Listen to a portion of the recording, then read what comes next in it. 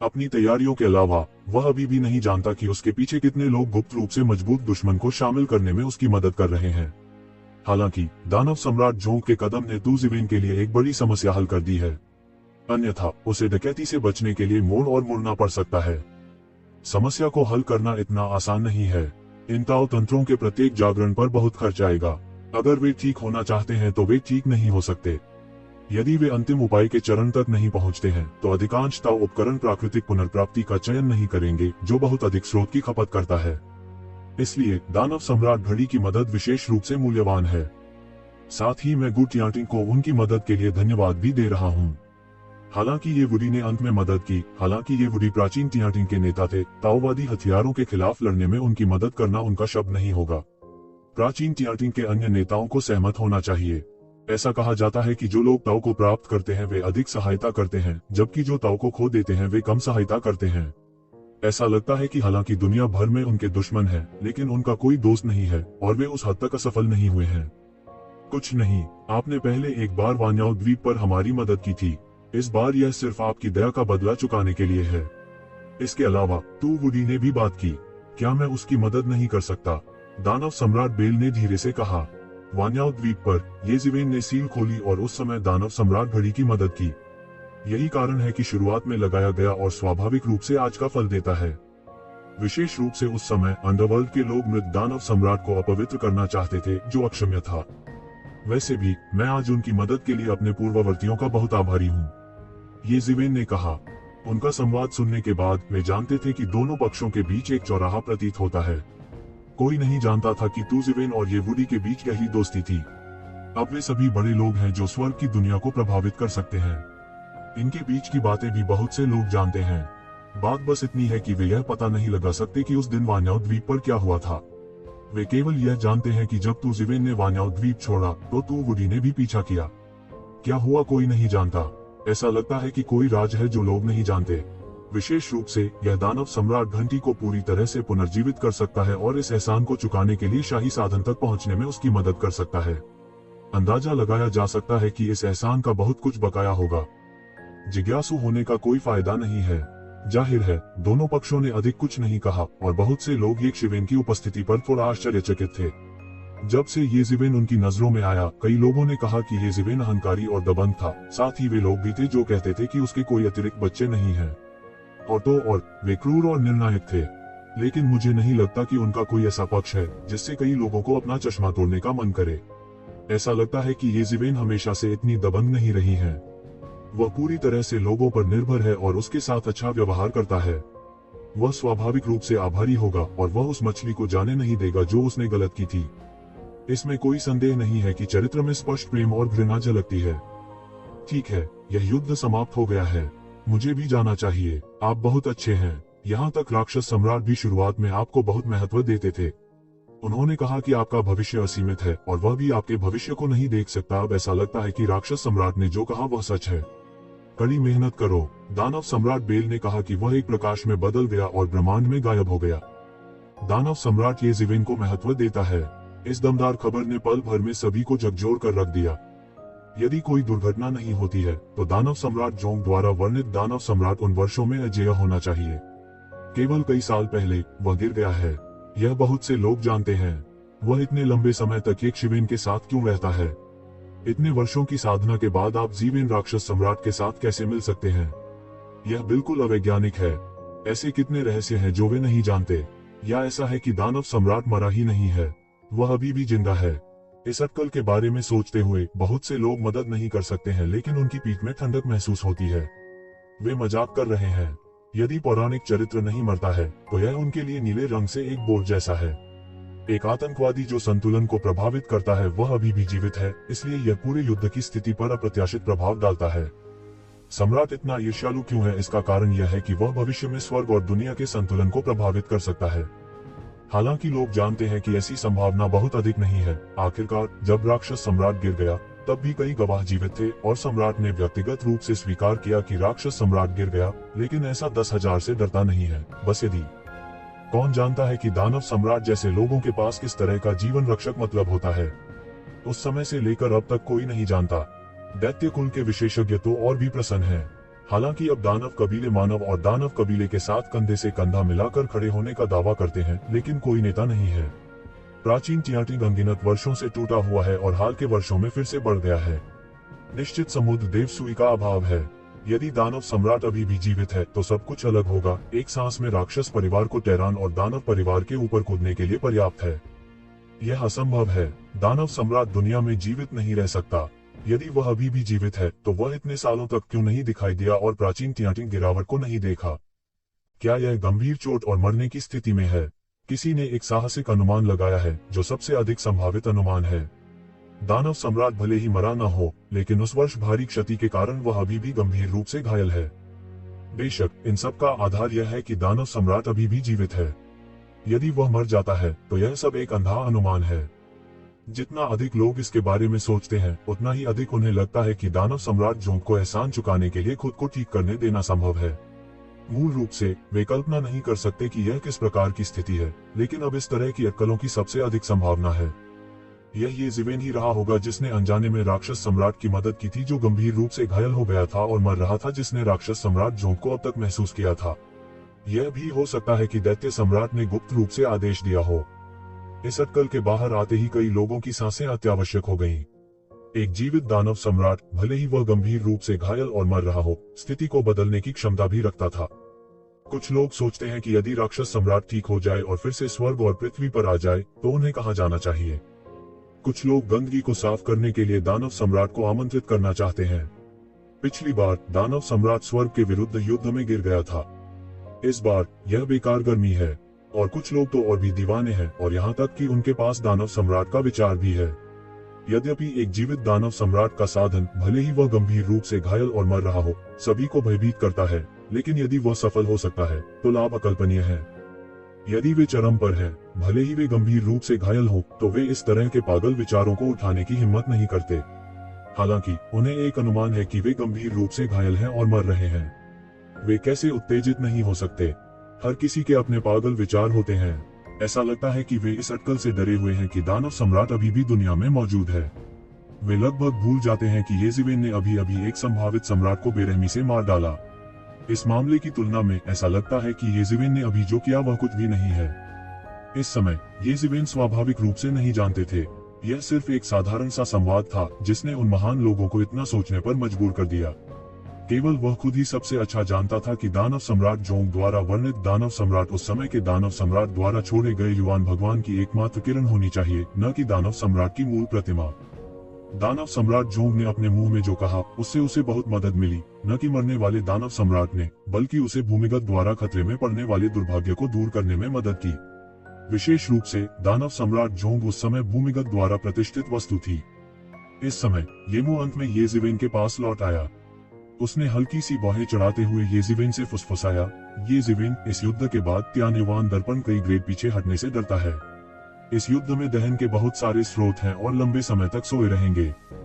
कोई फर्क नहीं पड़ता कि इस बार की सबसे खतरनाक स्थिति आखिरकार बीत चुकी है। सभी प्रयास इसके लायक हैं। येज़िवेन ने मुस्कुराते हुए कहा कि युद्ध में एक बड़ी फसल और एक बड़ा नुकसान था। दियुवान के नुकसान का उल्लेख नहीं किया जाएगा। बहुत सारी मानवीय भावनाएं होंगी, काया मानवीय भावनाओं को एक दिन वापस कर दिया जाएगा, और त्यानेवान दर्पण को सीधे एक साधारण विरूपण साक्ष्य के स्तर तक नीचा दिखाया गया था। ताओवादी उपकरणों के खिलाफ लड़ने के लिए तुमों ने त्यानेवान दर्पण की क्षमता को अधिकतम किया और अमित ताओवादी घावों को छोड़ दिया। येमो, क्या तुमने कभी त्यानेवान दर्पण को वापस लेने के बारे में सोचा है? येज़िवेन ने पूछा। इसे वापस ले लो। येमो की अभिव्यक्ति अचानक चौंक गई। तुम्हारा मतलब है मुझे त्यानेवान दर्पण दो? हाँ, तुम त्यानेवान दर्पण दो। येज़िवेन ने कहा, आप एक यंत्र भावना के साथ पैदा हुए थे। यदि आपके पास त्यानेवान दर्पण नहीं है तो आप ताओ को हमेशा के लिए प्राप्त नहीं कर सकते। अब मैं इसे तुम्हें वापस दे दूंगा और तुम्हें ताओ प्राप्त करने का एक मौका देने का वादा करता हूँ। येमो का शरीर थोड़ा कांप रहा था और उसकी अभिव्यक्ति अभी भी बेहद हैरान थी। उसने कभी नहीं सोचा था कि येज़िवेन उसे त्यानेवान का दर्पण लौटा देगी। वह एक साधन आत्मा के रूप में पैदा हुआ था और अब वह त्यानेवान दर्पण से पूरी तरह अलग हो गया है। हालांकि त्यानेवान दर्पण के साथ उसका संबंध नहीं टूटा है, अन्यथा वह ताओवादी उपकरणों के खिलाफ त्यानेवान दर्पण की उत्पत्ति का आग्रह नहीं कर सकता। वह उसकी जड़ है, उसकी नींव है। अगर वह ताओ को प्राप्त करना चाहता है तो यही उसका एकमात्र तरीका है।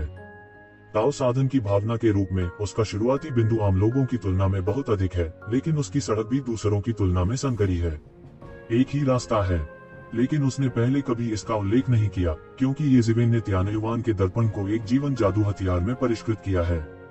क्या आप चाहते हैं कि येज़ेबेल त्यानयुवान आईने को छोड़ दे? यह निस्संदेह उसकी ताकत का एक बड़ा नुकसान होगा। इसलिए हालांकि उन्हें पता था कि इस तरह की एक विधि है, उन्होंने इसे कभी सामने नहीं रखा, और अब जीवेन ने इसे खुद सामने रखा। उस मामले में अपने बारे में क्या? येमो ने जल्दी से कहा, मेरे पास भी अपना जीवन पथ उपकरण होना चाहिए। मुझे पहले समझ नहीं आया त्यानयुवान दर्पण मेरे लिए एक मदद है, लेकिन अंत में यह मेरा बंधन भी बन जाएगा। प्रत्येक सम्राट की सड़क अद्वितीय है। दूसरों के रास्ते पर चलकर कोई भी एक जैसा नहीं हो सकता। यद्यपि त्यानयुवान दर्पण को मेरे द्वारा पूरी तरह से परिष्कृत किया गया है, यह मेरा अपना ताओवादी उपकरण नहीं है। येज़ेबेल ने मुस्कुराते हुए कहा, यद्यपि त्यानयुवान दर्पण अच्छा है, तथाकथित ताओ उपकरण जादुई उपकरण है जो सम्राट के ताओ को धारण करते हैं। प्रत्येक अद्वितीय है। त्यानयुवान दर्पण में जो है वह मेरा ताओ नहीं है। अब यह मेरी मदद है। देर सबेर यह मेरा बंधन बन जाएगा और मुझे शैतान के ताओ में बांध देगा। उस मामले में मैं जितनी जल्दी हो सके जाने दे सकता हूँ। येज़ेबेल ने सच कहा। उसने पहले इसे केवल अस्पष्ट रूप से महसूस किया था, लेकिन आपदा के बाद वह अचानक इसे समझ गया और प्रतिक्रिया व्यक्त की। त्यानयुवान दर्पण को छोड़ना न केवल येमो को आत्मज्ञान प्राप्त करने का मौका देना है, बल्कि अपने बंधन को छोड़ना भी है। एक बार जब वह वास्तव में समझ जाता है और उसके पास एक अच्छा विचार होता है, तो येज़ेबेल को केवल यह महसूस होता है कि उसके मन की स्थिति ने एक बड़ी सफलता हासिल कर ली है। यह कहना बहुत ज्यादा नहीं है कि उन्होंने तेजी से प्रगति की है। अभ्यासी लोग जिस बात से सबसे अधिक डरते हैं वह यह है कि उनके पास स्पष्ट मन नहीं है। एक को खोलना ताला खोलने, बंधन को खोलने और आगे बढ़ने जैसा है। ठीक है, आपको ऐसा करने की जरूरत नहीं है। यह हम दोनों के लिए अच्छा है। हमारा रिश्ता क्या है, कहने की जरूरत नहीं है। त्यानयुवान दर्पण को खोने के बाद यह ज्यादा प्रभावित नहीं करेगा। कुंजी यह है कि एक नाग की तलवार और समय की पोशाक है हाथ में। इससे कोई फर्क नहीं पड़ता, येज़ेबेल ने कहा। टाइम रोब नाग की तलवार से अलग है। हालांकि रिफाइनिंग कोई जीवन जादू का हथियार नहीं है, लेकिन इसका उसके ताओ से कोई लेना देना नहीं है, बल्कि सिर्फ एक बाहरी उपकरण है। स्वाभाविक रूप से इससे कोई फर्क नहीं पड़ता। ठीक है, मैं समझा। येमो ने ज्यादा स्नेह नहीं दिखाया और सीधे जवाब दिया। उसने बहुत कुछ नहीं कहा। वे कई वर्षों तक एक साथ लड़े। अधिक कहने के लिए इन शब्दों का उपयोग करने की आवश्यकता नहीं है। ठीक है, यहाँ मामला खत्म हो गया है। चलो पहले वापस चलते हैं। येज़ेबेल ने दानव राजा के खजाने के घर के अंतरिक्ष चैनल को तोड़ दिया। वह सीधे येमो और ये कियान के साथ चैनल में गए। इस बार क्रॉस डकैती अभियान पूरी तरह से समाप्त हो गया था। इस समय लोग अभी सदमे से उभरे ही थे कि दानव सम्राट अभी भी जीवित रह सकता है, और येज़ेबेल को जाते हुए देख रहे थे। यदि आप सम्राट की लाश का लालच भी करते हैं, तो आप इस समय अधिक कहने का साहस नहीं कर सकते। दुर्भाग्यशाली भावी सम्राट को केवल एक चाल के साथ दूसरे द्वारा मार दिया गया। यह पूर्व के लिए एक सबक और बाद के लिए एक शिक्षक था। खजाने के घर में प्रवेश करने के बाद यशवंत ने आखिरकार राहत की सांस ली। उसे डर था कि कोई बुरा आदमी रास्ते में लापरवाही से काम करेगा, हालांकि वह डरता नहीं था। हालांकि इसने दीवान की गति को कम कर दिया, जिससे वह व्यथित महसूस करने लगा। साथ ही उसने यथाशीघ्र अपनी साधना में सुधार करने का भी मन बना लिया, ताकि समय के वस्त्र की शक्ति पर भरोसा किया जा सके। आखिर वह राजा नहीं है। काल की शक्ति से वह किसी से नहीं डरता। अर्ध सम्राट के शिखर पर बैठे विशेषज्ञ भी प्रतिस्पर्धा कर सकते हैं। हालांकि अगर होलोंग जेनेजुन और दाजिटियन जैसे शीर्ष विशेषज्ञ भी ताओवादी हथियार रखते हैं, तो वे उसे दबा देंगे। इन लोगों की तुलना में उनके पास अभी भी बहुत अंतर है और उन्हें और आगे जाने की जरूरत है। येमो सीधे दानव राजा के खजाने के घर की गहराई में चले गए और त्यानयुवान दर्पण को परिष्कृत करना शुरू कर दिया, लेकिन त्यानयुवान दर्पण आखिरकार उसका नौमेनन था। इसे निखारना बहुत मुश्किल नहीं है और न ही इसमें ज्यादा समय लगता है। क्या आप इस बार ठीक है? येज़ेबेल ने ये कियान के नाजुक सुंदर चेहरे को देखते हुए पूछा। ठीक है, ये कियान ने अपने चेहरे पर एक थकी हुई नजर के साथ कहा। सुंदरता को धीरे से अपनी बाहों में धारण करें। ये कियान को एक आरामदायक स्थिति मिली और वो येज़ेबेल की छाती के खिलाफ झुक गया। तुम और नरक, क्या बात है? येज़ेबेल ने पूछा। वह अनुमान लगा सकता है कि इस अवधि के दौरान तू कियान ने खेती में काफी प्रगति की है। उन्होंने कई चीजों का अनुभव किया होगा। थकान होना सामान्य बात है। वास्तव में मौत के भगवान की विरासत जिसे ताओ मिला था, वास्तव में इसका नरक से कुछ लेना देना है। ये कियान ने येज़ेबेल को समझाया। तभी तू शिवेन को मृत्यु के देवता के वास्तविक उद्गम के बारे में पता चला। अप्रत्याशित रूप से वह अंडरवर्ल्ड में एक युवा नायक है। वह अंडरवर्ल्ड में भी मशहूर है। वह भविष्य में लगभग एक और प्लूटो है जो अंडरवर्ल्ड की शक्ति का प्रभारी है। लेकिन बाद में उसने अंडरवर्ल्ड से विद्रोह किया, स्वर्ग और दुनिया में भाग गया और मृत्यु के भगवान के नाम पर टूट गया और दुनिया को स्थानांतरित कर दिया। मूल रूप से इसे केवल कुछ उत्पत्ति के रूप में माना जा सकता था, लेकिन बाद में ये कियान ने मृत्यु के राज्य में प्रवेश किया और नरक के प्रभु की विरासत प्राप्त की।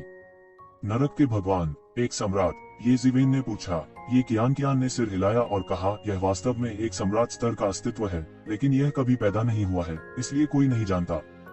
वास्तव में ये जिवेन हैरान नहीं है। मिथकों और किंवदंतियों के अनुसार वह शूरा राक्षस राजा के साथ प्रतिस्पर्धा कर सकता है और राक्षस परिवार सेना के अस्तित्व से लड़ सकता है। यदि सम्राट के स्तर पर कोई गुरु नहीं है तो वह इस पर कभी विश्वास नहीं करेगा। बाद में अंडरवर्ल्ड में एक विद्रोह हुआ। विद्रोह में अंडरवर्ल्ड के भगवान की भी मृत्यु हो गई और उसका परमेश्वर का राज्य मृत्यु के राज्य में विकसित हुआ। मैंने उनकी विरासत और कुछ चीजें सीखी। ये कियान ने आगे कहा, वास्तव में अंडरवर्ल्ड में 2 सम्राट थे। अंडरवर्ल्ड के भगवान के अलावा एक मिंग सम्राट भी था। वे एक साथ अंडरवर्ल्ड के प्रभारी थे। हालांकि कई साल पहले मिंग सम्राट को अचानक पता नहीं चला कि उसने अंडरवर्ल्ड के भगवान पर छापा क्यों मारा, जिसके कारण अंडरवर्ल्ड के भगवान का पतन हो गया। यहाँ तक अंडरवर्ल्ड को भी ले जाया गया और अंडरवर्ल्ड के राज्य में बदल दिया गया। हालांकि मिंग सम्राट ज्यादा बेहतर नहीं था। वह गंभीर रूप से घायल हो गया और अब तक उसकी मृत्यु हो गई। वह ठीक नहीं हुआ। वह अपने घावों को ठीक करने के लिए अधोलोक की गहराइयों में छिप गया और अधोलोक के प्रभु के प्रति वफादार वंश अभी भी विरोध कर रहे हैं। वे अनगिनत वर्षों से अंडरवर्ल्ड की तरफ से लड़ रहे हैं और अब भी वे प्रगति पर हैं। उद्धरण चिन्ह, नरक देश, यिन सैनिक, लड़ो। ये जिवेन को अचानक अपने दिमाग में याद आया कि शुरुआत में वान्याओ द्वीप पर हुआनक्वान नदी पर उन्होंने स्पष्ट रूप से अनगिनत यिन सैनिकों को हुआनक्वान नदी पर केंद्रित देखा, तलवारें पकड़े हुए अंतहीन शून्य में मारे गए और अज्ञात दिशा में लड़ रहे थे। उस समय उन्होंने महसूस किया कि ये यिन सैनिक कुछ लड़ रहे होंगे, लेकिन नरक के सैनिक बहुत रहस्यमय थे। यहाँ तक वह नहीं जानता था कि यह क्या था। अब जब उसने ये कियान को ऐसा कहते सुना तो वह अचानक समझ गया। लंबे समय तक लोगों ने अंडरवर्ल्ड और अंडरवर्ल्ड को एक ही पार्टी की ताकत माना है, लेकिन उनके नाम अलग अलग हैं। शुरुआती वर्षों में यह कथन सही था, लेकिन अब यह पूरी तरह गलत है। दोनों पक्ष पहले से ही दुश्मनी की राह पर चल पड़े हैं। यह पता चला है कि इसके पीछे ऐसी कृतज्ञता और आक्रोश है। अंडरवर्ल्ड और अंडरवर्ल्ड अनगिनत वर्षों से लड़ रहे हैं। उनमें से अंडरवर्ल्ड का भगवान गिर गया है और अंडरवर्ल्ड सम्राट गंभीर रूप से घायल हो गया है, जिसके परिणाम स्वरूप दोनों पक्षों के लिए मौलिक शक्ति का अभाव है। हालांकि अंडरवर्ल्ड के पास एक फायदा है, लेकिन यह अंडरवर्ल्ड की ताकत को सीधे तौर पर खत्म नहीं कर सकता है। ऐसा अभियान अनगिनत वर्षों से अज्ञात स्थानों पर लड़ा गया है और कभी बंद नहीं हुआ है। हालांकि चूंकि ये 2 लोग भूमिगत सरकार स्थापित करने के लिए मिलकर काम कर सकते हैं, वे अचानक कैसे बदल सकते हैं? ये जिवेन भी उत्सुक है। क्या है खास वजह? मैं विरासत वाले हिस्से में ज्यादा व्याख्या नहीं करता, लेकिन मेरे अनुमान के अनुसार यह 10 होना चाहिए। ये कियान का छोटा सा चेहरा ये जिवेन की छाती पर चिपक गया और कहा, ऐसा होना चाहिए कि जाने का रास्ता अलग हो और इससे छुटकारा पाने का तरीका अलग है। अधोलोक का प्रभु पुनर्जन्म स्थापित करना चाहता है, स्वर्ग की ओर से चलना चाहता है और अंत में जीवन और मृत्यु को संतुलित करके इससे छुटकारा पाना चाहता है। सम्राट मिंग का तरीका अधिक चरम है। वह मिंग के साम्राज्य के साथ दुनिया पर शासन करना चाहता है और सभी जीवित प्राणियों के प्रयासों से इससे छुटकारा पाने का प्रयास करता है। इन 2 पूरी तरह से अलग तरीकों से हिंसक संघर्ष होता है। अंडरवर्ल्ड के भगवान द्वारा खोजा गया रास्ता एक संतुलित पुनर्जन्म है और मिंग सम्राट का रास्ता अधिक तीव्र है, जो अंततः दोनों पक्षों के बीच पूर्ण झगड़े की ओर ले जाता है। शायद यही है। ये कियान ने कहा कि हालांकि यह एक अनुमान था, उनका मानना कि कोई समस्या नहीं होनी चाहिए। अलगाव की तलाश, ये जिवेन अभी भी इसे पूरी तरह से नहीं समझ सकी। शायद यह सम्राट की खोज थी और उसके लिए सम्राट बनने से ज्यादा महत्वपूर्ण कुछ नहीं था। हालांकि ये कियान के विवरण को सुनकर हम जानते हैं कि 2 लोगों के बीच झगड़ा केवल कुछ समय की बात है। दोनों पक्षों का ताव न केवल भिन्न है, बल्कि हिंसक संघर्ष भी है। अंडरवर्ल्ड के भगवान के 6 पुनर्जन्मों को जीवन और मृत्यु का संतुलन होना चाहिए। जीवित पुनर्जन्म में प्रवेश करते हैं और मृत मर जाते हैं। और यदि आप अंडरवर्ल्ड के सम्राट के मार्ग का अनुसरण करते हैं, दुनिया पर शासन करते हैं और स्वर्ग की असंख्य दुनिया को अंडरवर्ल्ड के राज्य में बदल देते हैं, तो 6 संसारों में शामिल होना बकवास है। कोई आश्चर्य नहीं कि हमें अंत में जीवन और मृत्यु को भी तोड़ना पड़ता है, और ताओ अलग है। ताओ के भयंकर संघर्ष का उल्लेख नहीं है। हालांकि तू कियान के शब्दों ने भी उसे तुरंत सतर्क कर दिया। सम्राट विद्रोह के अज्ञात और अनिश्चित कारक के अलावा यह पहली बार सुना है कि एक जीवित सम्राट हो सकता है। लोगों की अटकलों से अलग की दानव सम्राट जीवित रह सकता है। ये कियान के शब्दों के अनुसार मिंग सम्राट के जीवित रहने की संभावना बहुत अधिक है। ऐसी स्थिति है जो स्वर्ग पर शासन करना चाहती है और उन्हें अंडरवर्ल्ड के अस्तित्व में बदलना चाहती है, जो पहले से ही बेहद अराजक है। इसमें थोड़ी सी अराजकता है। सतह पर उजागर हुए तियानजू की तुलना में अंधेरे में छिपा हुआ अंडरवर्ल्ड अधिक चिंताजनक है। अब जब तुमने पाताल के प्रभु की विरासत प्राप्त कर ली है, तो क्या इसका मतलब यह नहीं है कि तुम भविष्य के अधोलोक के स्वामी हो? पाताल के वे अवशेष तुम्हारी आज्ञा सुनेंगे? ये जिवेन ने पूछा। यह बहुत मुश्किल होना चाहिए। भले ही उन्हें नरक के प्रभु की विरासत मिल जाए, आखिरकार वे इतने सालों से बाहर हैं। ये कियान ने अनिश्चितता से कहा। इससे कोई फर्क नहीं पड़ता। अगर वे इसे स्वीकार नहीं करते हैं, तो वे इसे स्वीकार करने तक लड़ेंगे।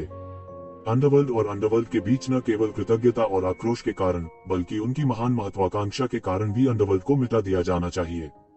इससे भी महत्वपूर्ण बात यह है कि अब आपकी विरासत का पर्दाफाश अंडरवर्ल्ड के सामने हो गया है। वे आपको जाने नहीं दे सकते। यह युद्ध देर सवेर लड़ेगा और बच नहीं सकता। ये जिवेन ने ये कियान को हल्के से गले लगाया। भले ही उसका प्रतिद्वंद्वी इतना विशाल था जो अनगिनत वर्षों से अस्तित्व में था, वह कभी भी ये कियान को छोड़ना नहीं चाहता था। चाहे जो भी हो, उनके दिमाग में एक ही विचार था कि अंधेरे देश को कैसे रोका जाए और कैसे सुलझाया जाए। हाँ, ये कियान ने भी ये जिवेन को गले लगाया, लेकिन आपको सावधान रहना चाहिए। अंडरवर्ल्ड और अंडरवर्ल्ड दोनों के पास अपने लिए मृतकों की शक्ति का उपयोग करने की क्षमता है। पिछले अनगिनत वर्षों में कोई नहीं जानता कि कितने अद्वितीय विशेषज्ञ पुनर्जीवित हुए हैं। नीचे के राज्य में यह कहा जा सकता है कि सभी सम्राटों को नीचे के राज्य के विशेषज्ञों से कम विरासत में मिला है। मैं समझता हूँ कि जल्द या बाद में मैं आपको अंडरवर्ल्ड में वापस ले जाऊंगा, लेकिन इससे पहले मुझे बाहर जाना होगा और ब्याज इकट्ठा करना होगा। ... बाहरी दुनिया भी ये जिवेन की डकैती से सदमे में है। मूल रूप से एक व्यक्ति की डकैती, यहाँ तक एक अर्धशाही डकैती, स्वर्ग की पूरी दुनिया के सदमे का कारण नहीं होनी चाहिए। हालांकि ये जिवेन की डकैती में ताओवादी स्तर पर टकराव था, जिसने पूरे स्वर्ग और दुनिया को पूरी तरह से हिला दिया था। अतीत में ऐसी लड़ाइयां तभी संभव थी जब वास्तविक सम्राट ताओ बने। यहाँ तक कई सम्राट बन गए ताओ अज्ञात हैं। इतनी बड़ी लड़ाई के स्वागत समारोह का जिक्र नहीं है, लेकिन ये जिवेन, यह कैसे सबको चौंका नहीं सकता? जबकि लोग अभी भी चौंक गए थे। स्वर्ग और दुनिया देख सकते थे कि ब्रह्मांड में एक सुनहरी रोशनी ब्रह्मांड के आधे हिस्से को पार कर गई, ठीक एक सुनहरे इंद्रधनुषी पुल की तरह, सीधे ब्रह्मांड के अधिकांश हिस्सों में। ये क्या है? इतने हाई प्रोफाइल में कौन काम कर रहा है? इस आंदोलन ने जल्द ही सभी का ध्यान आकर्षित किया, लेकिन जल्द ही इस बात की पुष्टि हो गई कि गोल्डन रेनबो ब्रिज पर मौजूद व्यक्ति कोई और नहीं, बल्कि ये जिवेन था। वह कहाँ जा रहा है? हर कोई थोड़ा अजीब होता है। मुझे नहीं पता कि ये जिवेन कहाँ जाना चाहता है। यदि वह इस समय अर्ध सम्राट के दायरे को छुपाता, आराम और समेकित नहीं करता है। यह सुनहरा इंद्रधनुषी पुल पूरे ब्रह्मांड में फैला हुआ है। मुझे नहीं पता कि यह कितनी जगह बंद करता है और दूर जाता है। कुछ लोगों ने इसे देखा है। यह है तियानाजू की दुनिया। जैसे ही ये जिवेन ने अंतरिक्ष को खोला, उन्होंने पाया कि एक स्वर्गीय पारिवारिक दुनिया उनके सामने प्रकट हुई। दुनिया अनगिनत जगहों में छिपी हुई थी और बिल्कुल भी नहीं मिली। यदि ये जिवेन ने अंतरिक्ष अवरोध को नहीं तोड़ा, तो यह नहीं मिलेगा। इस संबंध में तियानजू ने बहुत अच्छा किया है, अन्यथा इन वर्षों में इसे लंबे समय से स्वर्ग की दुनिया में सभी राष्ट्रीयताओं के विशेषज्ञों द्वारा मिटा दिया गया है।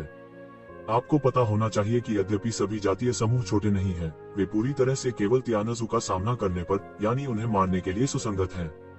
एक बार जब तियानजू का संकट फूट पड़ा, तो यह किसी एक जाति को नहीं, बल्कि स्वर्ग के सभी लोगों को नुकसान पहुंचाएगा। सभी जातियों का हिस्सा है। ये जिवेन क्या करना चाहती है? वह सीधे तियानजू के घोंसले में घुस गया। हालांकि उसकी ताकत बहुत मजबूत है, वह सीधे तियानजू के घोंसले में घुस गया। पहले यह उचित नहीं था। अब इस बात का उल्लेख नहीं करना चाहिए कि तियानजू के सैनिक बाहर हैं, वे खुद को मार रहे हैं। इस कबीले का घोंसला बहुत ही असाधारण है। अनगिनत सरनियां पूरे शून्य में है और ताव निशान उभर रहे हैं। यहाँ कोई भी बहुत अधिक दबा दिया जाएगा, जैसे कि जो लोग मानव नहीं हैं, वे बहुत अधिक दबाए जाएंगे जब तक कि वे आकाश में आवाज न करें। क्या ये जिवेन आ रहे हैं? जब ये जिवेन पहुंचे, तो आंदोलन इतना महान था कि इसने जल्द ही पूरी तियानजू दुनिया को चौंका दिया। क्या वह मौत की तलाश में है? एक छोटा टेरान अकेले आने की हिम्मत करता है। यह वास्तव में मौत की तलाश में है। यह कहना मुश्किल है। तुम्हें पता है, इस आदमी ने अभी अभी धरती हिलाने वाली चीजें की हैं और कई ताओवादी हथियारों का इस्तेमाल किया गया है। वह उसकी मदद नहीं कर सकता और यहाँ तक सम्राट का शरीर भी उसके द्वारा ले लिया गया है। लेकिन फिर भी उसके पास बहुत अधिक साहस है। तियानजू के कई विशेषज्ञ हैरान और क्रोधित थे। एक के बाद एक सीधे ऊपर उड़े और कुछ दूरी पर एक शिवेन का सामना किया। तो शिवेन क्या करना चाहती थी और सीधे अपने घोंसले में घुस गई। उन पर ध्यान न देना बड़ी शर्म की बात थी। www.iqs.com। मनुष्य, यह केंद्रीय दुनिया है, रुक जाओ। एक विशेषज्ञ फूट फूट कर रोने लगा। यदि यह अतीत में होता तो वे अभी भी बड़े शत्रुओं का सामना कर रहे होते। लेकिन अब स्वर्ग के 10,000 संसारों में से त्यानजू के पास एक फायदा है। उन्हें किस बात की चिंता है? यदि आप नहीं रुकते हैं तो हमें दोष न दें। ये शिवेन कदम दर कदम आगे बढ़े और उनकी आंखों में मुक्ति की आंख दिखाई दी। चिल्लाने वाले मास्टर के पास जवाब देने का समय भी नहीं था, इसलिए उसने महसूस किया कि वह सीधे एक बड़ी ताकत से अलग हो गया और एक पल में फट गया। टकराना, मास्टर फट गया और खून की धुंध में बदल गया। ये जिवेन की गति एक पल में टूट गई और पूरी दुनिया में फैल गई। साधारण त्यानजू और त्यानजू दोनों देवता घुटने टेक कर पूरी तरह से नीचे गिर गए, क्योंकि उनके ताओवादी हथियारों का प्रतिरोध सीधे टूट गया, ठीक उसी तरह जैसे कोई वास्तविक सम्राट आ रहा हो, अजेय हो और तूफान की तरह सभी दिशाओं को पार कर रहा हो। ये स्वर्गीय परिवार के स्वामी जो सिर्फ एक शिवेन को रोकना चाहते थे, उनके पास इस समय केवल एक अस्थिर हिस्सा था। वे जरा सा भी विरोध नहीं कर सकते थे। भावी सम्राट के सामने ये जिवेन की अद्भुत प्रतिरोधक क्षमता का विरोध करना बहुत कठिन था। ये जिवेन पूरी तरह से त्यानजू दुनिया के केंद्र की ओर चली। यहीं पर त्यान परिवार का केंद्रीय राजवंश स्थित है। यह बहुत ही गुप्त दुनिया है। अनगिनत वर्षों से कोई भी केंद्रीय राजवंश के विशिष्ट स्थान का पता नहीं लगा पाया है, लेकिन ये जिवेन ने इसे पाया। स्वाभाविक रूप से उन्होंने पूर्व केंद्रीय क्राउन प्रिंस से लाभ उठाया और उनके लिए रास्ता दिखाया। केंद्रीय क्राउन राजकुमार के मांस और रक्त के माध्यम से जिवेन ने आसानी से केंद्रीय राजवंश के स्थान की गणना की। संसार में प्रत्येक वस्तु का घनिष्ठ संबंध है। संसार से किसी को पुनर्तः अलग नहीं किया जा सकता, इसलिए वह इसकी गणना कर सकता है। ये जिवेन ने परवाह नहीं की कि दूसरे क्या सोच रहे हैं और सीधे केंद्रीय बड़ी दुनिया के केंद्र में प्रवेश किया। ये जिवेन, तुम्हारी हिम्मत कैसे हुई आने की? केंद्रीय दुनिया के मूल से एक विशाल गर्जना निकली और अचानक पूरे आकाश में एक ध्वनि तरंग बन गई। घने भगवान लहर की तरह लुढ़कते हुए बाहर निकल आए। मैं आने से क्यों डर रहा हूँ? मैं यहाँ क्यों हूँ? तुम अच्छी तरह समझ लो, ये जिवेन ने ठंडेपन से कहा। आप क्या कहने की कोशिश कर रहे हैं? एक तेज आवाज गर्जना। इससे पहले कि मैं डकैती को पार करूं, यहाँ भेजे गए लोगों में आपका केंद्रीय शाही राजवंश होना चाहिए। यह वास्तव में बड़ा है। एक अर्ध सम्राट का दिव्य खोल वहाँ भेजा गया था। यह वास्तव में समृद्ध है, ये जिवेन ने उपहास के साथ कहा। ऐसा हुआ कि जब मैं अभ्यास कर रहा था, मुझे कुछ परेशानी का सामना करना पड़ा और कुछ संसाधनों की कमी थी। मैं आपके परिवार के खजाने को उधार ले सकता हूँ। इस समय केंद्रीय दुनिया के जीवित प्राणी अंत में समझते हैं कि जिवेन यहाँ किस लिए आए थे। यह पता चला कि ऐसा कुछ था। यह वरिष्ठ प्रबंधन था जिसने ये जिवेन पर हमला करने और मारने का फैसला किया। ज्यादातर लोग इसे नहीं जानते थे, यहाँ तक उन्हें ये शिवेन की डकैती के बारे में खबर मिली। जिसने भी इसके बारे में सोचा जिवेन ने सीधे दरवाजे को मार डाला। हालांकि उन्हें तुरंत बहुत बेतुका लगा, ये जिवेन दरवाजे पर क्यों आए। यह कहना उचित है कि स्वर्गीय परिवार और स्वर्गीय दुनिया के बीच विरोध के संदर्भ में उनके लिए एक दूसरे के खिलाफ कुछ भी करना सामान्य है। ये जिवेन के शब्दों ने उन्हें ऐसा क्यों महसूस कराया जैसे उन्होंने अपने सहयोगियों को चाकू मार दिया हो। मरने के लिए? क्या तुम सच में सोचते हो कि हम तुम्हें नष्ट नहीं कर सकते? अगर हम तुम्हारी आपदा से नहीं डरते तो क्या तुम सोचते हो कि तुम बच सकते हो? गुस्से वाली आवाज सीधे कोर से आई। बस इतना ही। जब मैंने सर्वनाश राजवंश को चपटा किया तो मैंने इसे इतना उग्र नहीं देखा, ये जिवेन ने ठंडेपन से कहा। सर्वनाश राजवंश? सर्वनाश राजवंश भी आपके हाथों नष्ट हो गया है। यह बहुत अच्छा है। आपके पास हमारे स्वर्गीय परिवार का एक और रक्त ऋण है। चूंकि आज आप हमेशा मारे गए हैं, मैं आपको पूरा करूंगा। आवाज ने बिना कमजोरी दिखाए कहा। मरना? ये जिवेन ने बस धीरे से कहा और फिर सीधे शुरू कर दिया, पूरे मध्य जगत की ओर कड़ी मेहनत करते हुए। पल भर में आसमान टूट पड़ा, दुनिया में उथल पुथल मच गई और पल भर में अनगिनत बादल छंट गए, मानो इस कदम के नीचे वे टूटने ही वाले हों। ये जिवेन ने वास्तव में इसे सीधे तौर पर किया, जिसने स्पष्ट रूप से पूरे केंद्रीय जगत पर ध्यान नहीं दिया। पागल मत बनो, शक्तिशाली गुस्से और उत्सुकता से कहा जा रहा है। ब्रश। अचानक एक अद्भुत चाकू ने सीधे उसे मार डाला। इस नाइफ आवन पर एवेन्यू के अनगिनत शब्द प्रकट हुए। यह उस पर इतना चित्रित नहीं किया गया था जितना कि उस पर पूरी तरह से प्रकट हुआ था। यह तब होता है जब एवेन्यू पूरी तरह से ब्लेड में एकीकृत हो जाता है। इस चाकू ने सीधे दुनिया को काट दिया और ये जिवेन के बड़े पैर को काट दिया। बूम! यह झटका टकराया और सीधे दुनिया को अशांत कर दिया और सब कुछ हिंसक रूप से हिल रहा था। ये जिवेन के पैर ने सीधे इस ब्लेड को कुचल दिया, लेकिन आगे कोई ताकत नहीं थी। फिर एक आकृति मौके पर आई और पहाड़ की तरह हवा में उड़ गई। स्वर्ग और पृथ्वी के बीच एक अदम्य आकृति उभरी। वह एक शाही पोशाक में एक अधेड़ उम्र का व्यक्ति था, जो खुद को बलिदान करने की परम दबंग भावना से भरा हुआ था। यह है, क्या यह सच है कि पुराने केंद्रीय स्वर्गीय राजा वर्तमान केंद्रीय स्वर्गीय राजा के पिता प्रतीत होते हैं? दूरी में कई शक्तिशाली लोगों ने जादुई शक्तियों और मंत्रों का उपयोग करते हुए यहाँ की स्थिति का अवलोकन किया और निकट आने का साहस नहीं किया, लेकिन यह भी कि दूरी बहुत दूर होने के कारण वे दिव्य विचारों के साथ युद्ध को बिल्कुल भी नहीं देख सकते थे। यह आंकड़ा देखकर कई लोगों के होश उड़ गए। क्या इसका मतलब यह नहीं है कि वह स्वर्ग के खिलाफ दूसरे युद्ध में गिर गया है? वह अब तक कैसे जीवित रह सकता है? उसके जीवित रहने के बारे में अजीब क्या है? उसे पहले ही सील कर दिया गया था और एक साथ निर्वासित कर दिया गया था। वास्तव में किसी ने पुष्टि नहीं की थी कि वह मर चुका है। अब येज़िवेन ने लोहे की प्लेट को लात मार दी है। यदि यह पूर्व केंद्रीय राजवंश था तो तियान परिवार की सेना वापस नहीं आई। येज़िवेन की ताकत के साथ यह वास्तव में स्वीप करने के लिए काफी है। केंद्रीय वंश में आगे पीछे मारना कोई मुश्किल नहीं है, लेकिन अब स्थिति बिल्कुल अलग है।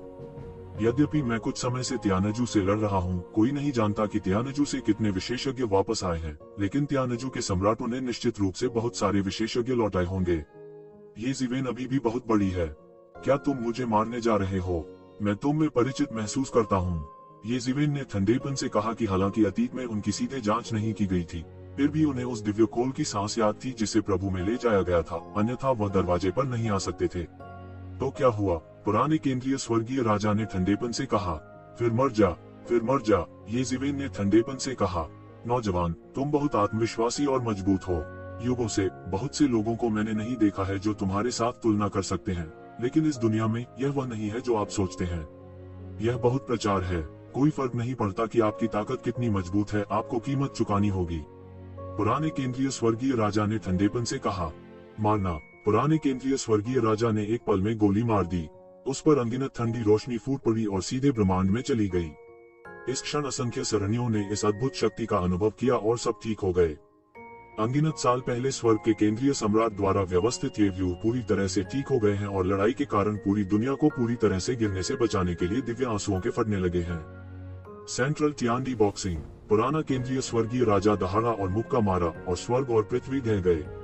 येज़िवेन, हालांकि आपका 6 संसार बॉक्सिंग शक्तिशाली है, यह स्वर्ग और पृथ्वी में एकमात्र बॉक्सिंग नहीं है। गुंजन। येज़िवेन के शरीर पर रंगीन दिव्य अवतरण चमक रहा है और समय की शक्ति प्रवाहित हो रही है। युद्ध तुरंत छिड़ गया। येज़िवेन ने सीधे गोली मारी और उसे संसार की 6 घूसों से दबा दिया। बूम। 2 अत्यंत शक्तिशाली मुट्ठी तकनीकें सीधे एक दूसरे से टकराईं और सभी प्रकार के दर्शन एक पल में टूट गए। भयानक मुक्केबाजी ने सब कुछ उलट दिया। पूरी दुनिया हिल रही थी और आतंक की शक्ति अभी भी एक अद्भुत गति से फैल रही थी। बस शून्य में येज़िवेन का शरीर थोड़ा सा हिल गया और उसके हाथ सीधे ढह गए ऊर्जा उन्माद को खोलने लगे। उसके पीछे दानव पंख ने तुरंत विस्तार किया और सीधे उसके सामने पुराने केंद्रीय स्वर्गीय राजा को मार डाला। www.iqs.com। आसमान पर मुने और प्रिंट करें। हवा में एक विशाल सील बन गई, जैसे कि ताइगू पर्वत नीचे गिर रहा हो। इस समय इस आघात ने ब्रह्मांड की शाश्वत शांति को भंग कर दिया और सीधे सब कुछ बिखर गया। एक के बाद एक रन दिखाई देते हैं, स्वर्ग और पृथ्वी को जोड़ते हैं और इस समय स्वर्ग और पृथ्वी की ऊर्जा बढ़ती है। स्वर्ग और पृथ्वी के बीच संवाद करने की शक्ति पूरी तरह से येज़िवेन में परिलक्षित होती है। पुराने केंद्रीय स्वर्गीय राजा ने संकोच नहीं किया। केंद्रीय सम्राट सीधे बाहर निकला और येज़िवेन पर मुट्ठी से हमला कर दिया। दोनों पक्षों के प्रकोप ने अप्रतिम शक्ति से संसार को पल भर में झकझोर दिया। दाओवन एक के बाद एक उभरे और फिर जलने लगे। दोनों के बीच का भव्य प्रकाश हिंसक रूप से जल रहा था। किसने सोचा होगा कि जैसे ही दोनों पक्ष सामने आए, उन्होंने अपना सर्वश्रेष्ठ प्रदर्शन किया। पुराने केंद्रीय स्वर्गीय राजा का मतलब परीक्षण करना भी नहीं था। जैसे ही वह ऊपर आया, उसने सीधे केंद्रीय सम्राट को रिहा कर दिया और येज़िवेन के साथ युद्ध किया।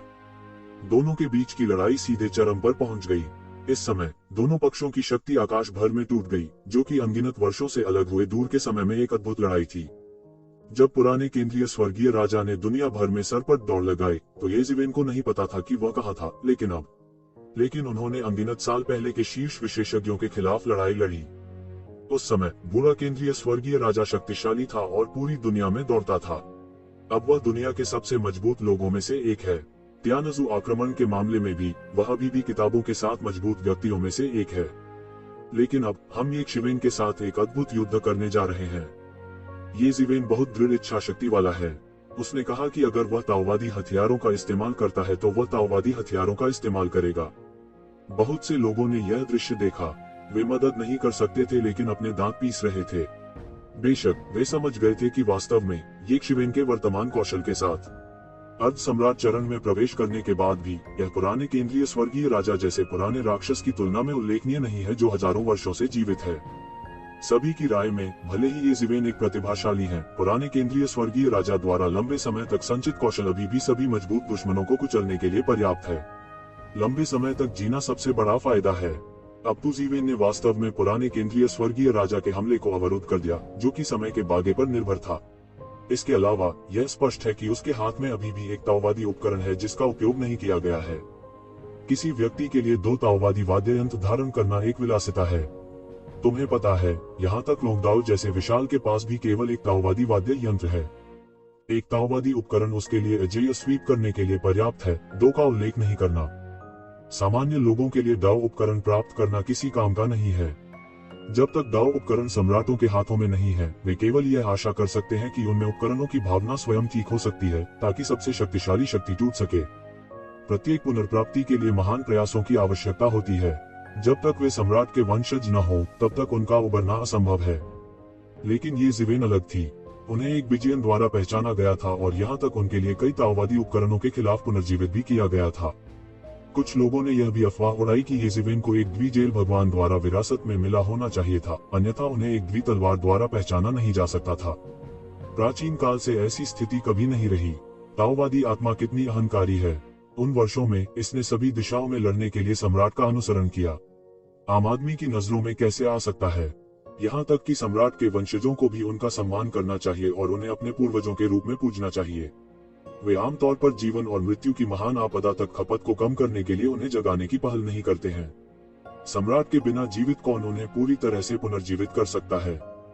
वे जो नहीं जानते हैं वह यह है कि ये जिवेन ने एक बिजियन को दबाया और परिष्कृत किया। बेशक वह एक बिजियन की भावना को उसे पुनर्जीवित करने के लिए मजबूर नहीं कर सकता है, लेकिन अब दोनों पक्षों ने एक अर्धगठबंधन संबंध बना लिया है। ये जिवेन उसे नहीं जगाएगी, लेकिन आखिरकार उसे एक बिजियन ने पहचान लिया है। उसके लिए यह आसान नहीं है। आखिरकार तलवार तू मुंह से अलग है। जब ये मुंह ये जिवेन के हाथ पर गिरा तो वह पहले ही टूट चुका था और हिम्मत नहीं कर रहा था। हालांकि ए बाई तलवार अभी भी अपने चरम पर है। सम्राट की तलवार निगलने के बाद यह और भी मजबूत हो गया। एक बार असली ताकत पूरी तरह से टूट जाने के बाद इसकी जासूसी नहीं की जा सकती। यह सम्राट की लाश को भी अपनी ताकत से पूरी तरह से रोक सकता है और उसे पूरी तरह से दबा सकता है। ये जिवेन का मानना कि सम्राट के शरीर को मारने का एक तरीका होना चाहिए, लेकिन आह भी तलवार ये जिवेन के स्रोत को नहीं जलाएगी, टूमो नहीं। एक और बात जो लोग अच्छी तरह जानते हैं वह है टाइम रोग। उन्हें प्राचीन पुस्तकों से समय वस्त्र के बारे में अभिलेख मिले। यह भी बहुत स्पष्ट है कि समय की पोशाक की भावना टूट गई है और वह अपनी अपरिहार्य शक्ति नहीं निभा सकता है। हालांकि इसी तरह समय वस्त्र का वास्तव में उपयोग करने के लिए आवश्यक शर्तें बहुत कम हैं और समय वस्त्र की भावना की मान्यता प्राप्त करने की कोई आवश्यकता नहीं है। लेकिन उन्हें कितने सम्राट सूत्रों की जरूरत है? कई लोगों को थोड़ा हिसाब लगाने के बाद ही पीठ पर ठंडक महसूस होती है। अधिक लोग अवाक हैं। क्या ये जिवेन ने वास्तव में एक सम्राट की कब्र को थपथपाया था? नहीं तो इतने सम्राट सूत्र कहां से आ गए? यह सम्राट की विरासत में सभी शाही स्रोतों के बराबर होने वाला है। हालांकि सम्राट की विरासत में शाही स्रोतों को कई लोगों की आपूर्ति करनी चाहिए और ताओवादी साधन को जगाने के मामले में उपयोग करने के लिए पर्याप्त शाही स्रोत होने की स्थिति में रखा जाना चाहिए ताकि अपने स्वयं के मूल को जलाया न जा सके। ये जिवेन के लिए, जो खुद के लिए लड़ने के लिए ताओवादी हथियारों का आग्रह करने के लिए सम्राट युआन का उपयोग करने में इतना खर्चीला है, दूसरों की नजर में बस एक काली भेड़ है। हालांकि ये जिवेन द्वारा सम्राट की कब्र खोदने के बारे में लगातार अफवाहें हैं और बहुत से लोग यह विचार करना शुरू करते हैं कि क्या यह वास्तव में संभव है। उनकी राय में सबसे अधिक संभावना यह है कि उसने वास्तव में एक द्वि जेल मास्टर की कब्र को पकड़ लिया, जिसने न केवल एक द्वि तलवार जीती बल्कि हलियान के सम्राट स्रोत भी, ताकि उसकी लड़ाई का समर्थन किया जा सके। 2 ताओवादी उपकरणों को धारण करने वाले ये जिवेन दुनिया में अजेय नहीं है। आखिरकार फायर ड्रैगन, जेनेजुन दा जिजाई और अन्य है। यदि ये लोग भी ताओवादी यंत्र धारण करते हैं तो वे एक और नया क्षेत्र और अजेय होंगे। लेकिन फिर भी कई लोगों की नजरों में तो जिवेन काफी डरावना है। वह सबसे अधिक धमकी देने वाला व्यक्ति बन गया है। इतनी कम उम्र की लंबाई सबसे भयानक होती है, क्योंकि वह युवा है, वह निडर है और उसके पास मजबूत ताकत है। यह हाथ में चाकू लिए एक बच्चे की तरह है, लेकिन यह कई चिंताओं वाले वयस्क की तरह नहीं है। वह ऐसा करेगा जब वह कहेगा कि वह करेगा। यह एक टाइम बम है। यह सीधे केंद्रीय दुनिया में नहीं है। सामान्य लोग अगर पागल नहीं है तो ऐसा कौन करेगा? स्वाभाविक रूप से ये जीवेन लोगों की राय जानता है, लेकिन वह परवाह नहीं करता। उसके अपने कारण हैं। वह देर नहीं कर सकता। उसके पास एक कुबड़ है कि अंतिम विश्व युद्ध जल्द ही आएगा। वह उससे पहले उच्चतम सड़क को प्राप्त करना चाहता है। जहां तक सम्राट के स्रोतों की बात है, वे सभी बाहरी चीजें हैं।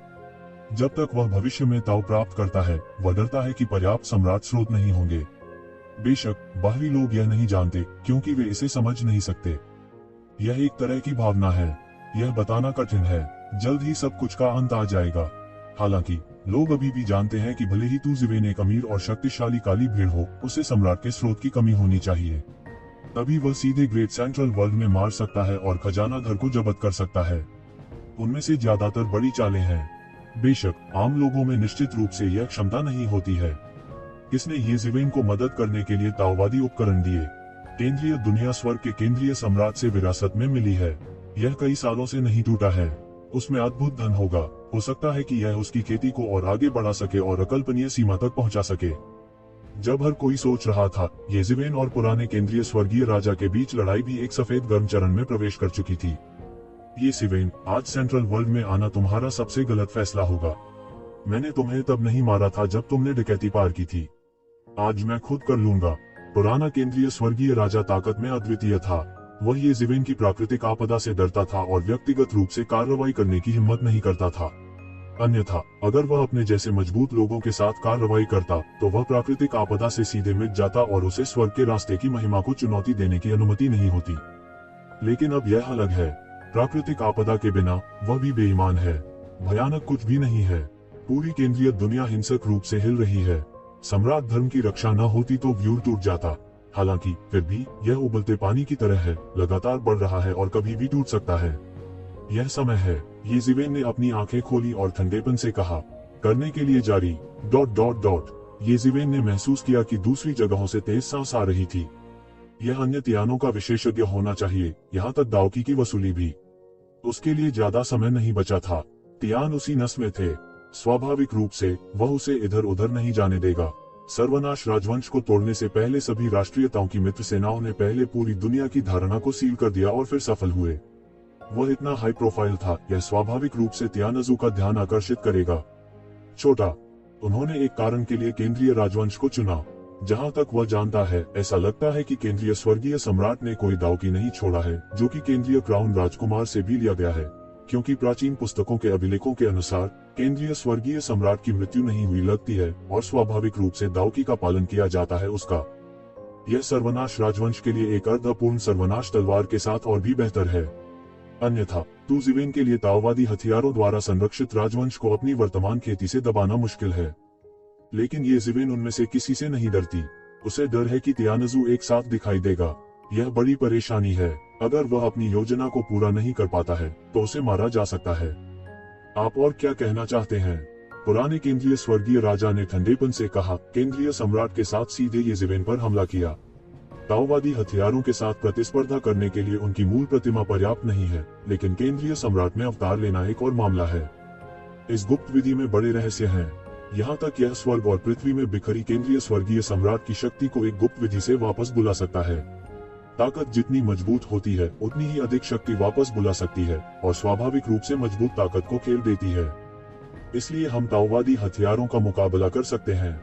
इन वर्षों में हालांकि केंद्रीय राजवंश के पास ताओवादी हथियार नहीं थे, लेकिन इसमें ऐसी गुप्त विधि भी थी जो ताओवादी हथियारों के साथ अस्थायी रूप से प्रतिस्पर्धा कर सकती थी और विरासत को बनाए रख सकती थी। उसके सामने पुराना केंद्रीय स्वर्गीय राजा पहले से ही अर्ध सम्राट का शिखर है। स्वाभाविक रूप से उसने इस गुप्त विधि को उस बिंदु तक निभाया है जहां पहले और बाद में कोई नहीं है। यह वास्तव में शक्तिशाली और भयानक है। यदि आप रास्ते से नहीं हटे तो आप मर जाएंगे। ये जीवेन की आंखें अचानक खुली और अद्भुत रोशनी में फूट पड़ी। दमन के 6 तरीके। ये जीवेन मुक्का मारा और अंतहीन 6 संसार में बदल गया। ऐसा लगता है कि स्वर्ग और पृथ्वी ने 6 संसार की लय में प्रवेश कर लिया है। उसने पुराने केंद्रीय स्वर्गीय राजा को मौके पर ही दबा दिया।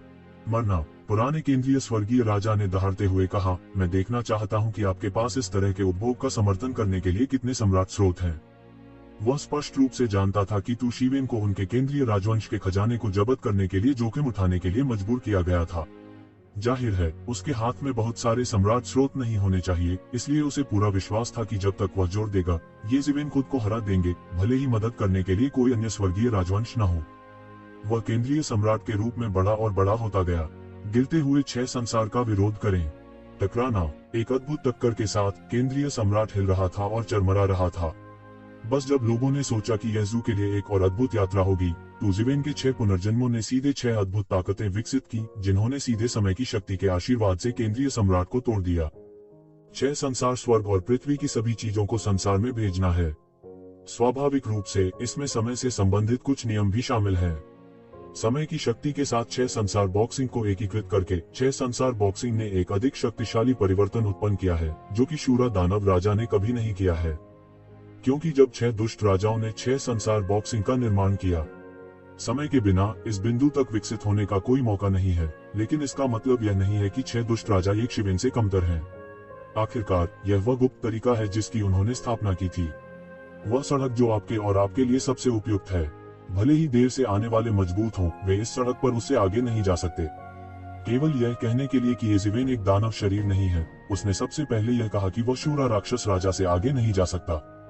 समय बागी का आशीर्वाद प्राप्त करने के बाद ही तू जीवेन दूसरे रास्ते पर चल पड़े। शायद वह अपना रास्ता और अपनी शक्तिशाली मार्शल आर्ट खोल सकता था।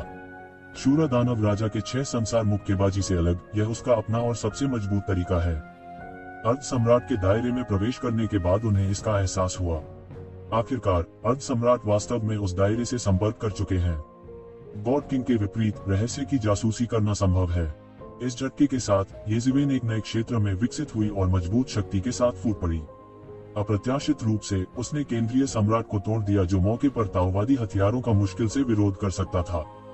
कैसे संभव है? पुराना केंद्रीय स्वर्गीय राजा दंग रह गया और बार बार पीछे हट गया। उसके सामने का स्थान पूरी तरह से एक विशाल अराजकता में ढह गया था और उसके पास बिल्कुल भी नहीं पहुंचा जा सकता था।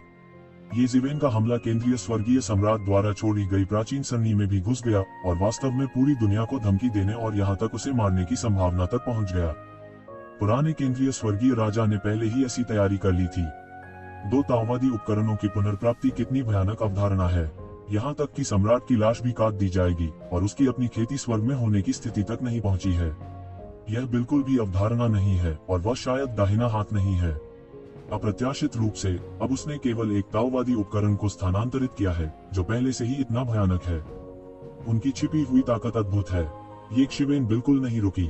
उसने अचानक उसे फिर से मार डाला और पुराने केंद्रीय स्वर्गीय राजा पर बमबारी की। नव विकसित 6 संसार बॉक्सिंग की शक्ति अद्भुत और भयावह है। समय के वस्त्र के आशीर्वाद के तहत शक्ति अविश्वसनीय सीमा तक और भी अधिक शक्तिशाली होती है। www.iqs.com। पुराने केंद्रीय स्वर्गीय राजा को येज़िवेन के साथ समान रूप से विभाजित किया जा सकता था, लेकिन वह हार गया और नुकसान में पड़ गया। एक पल के लिए यह शाश्वत लग रहा था। उन्होंने बहुत संघर्ष किया। केंद्रीय स्वर्गीय सम्राट की विधि दुनिया में अद्वितीय थी और शायद ही कभी किसी दुश्मन से मिली हो, लेकिन समय की शक्ति के प्रभाव में उसकी हर चाल में उसकी अपेक्षा से कहीं अधिक ऊर्जा खर्च हुई। समय मूल है, सब कुछ का मूल वास्तव में सब कुछ प्रभावित कर सकता है। येज़िवेन का हाथ एक पल में लग रहा था और यह अनंत काल में लग रहा था। जब तू जीवेन ने इसे लिया, वह नहीं जानता था कि यह कितना भयानक था। बस येज़िवेन ने फिर से धमाका किया और पूरी दुनिया हिंसक रूप से दहाड़ रही थी।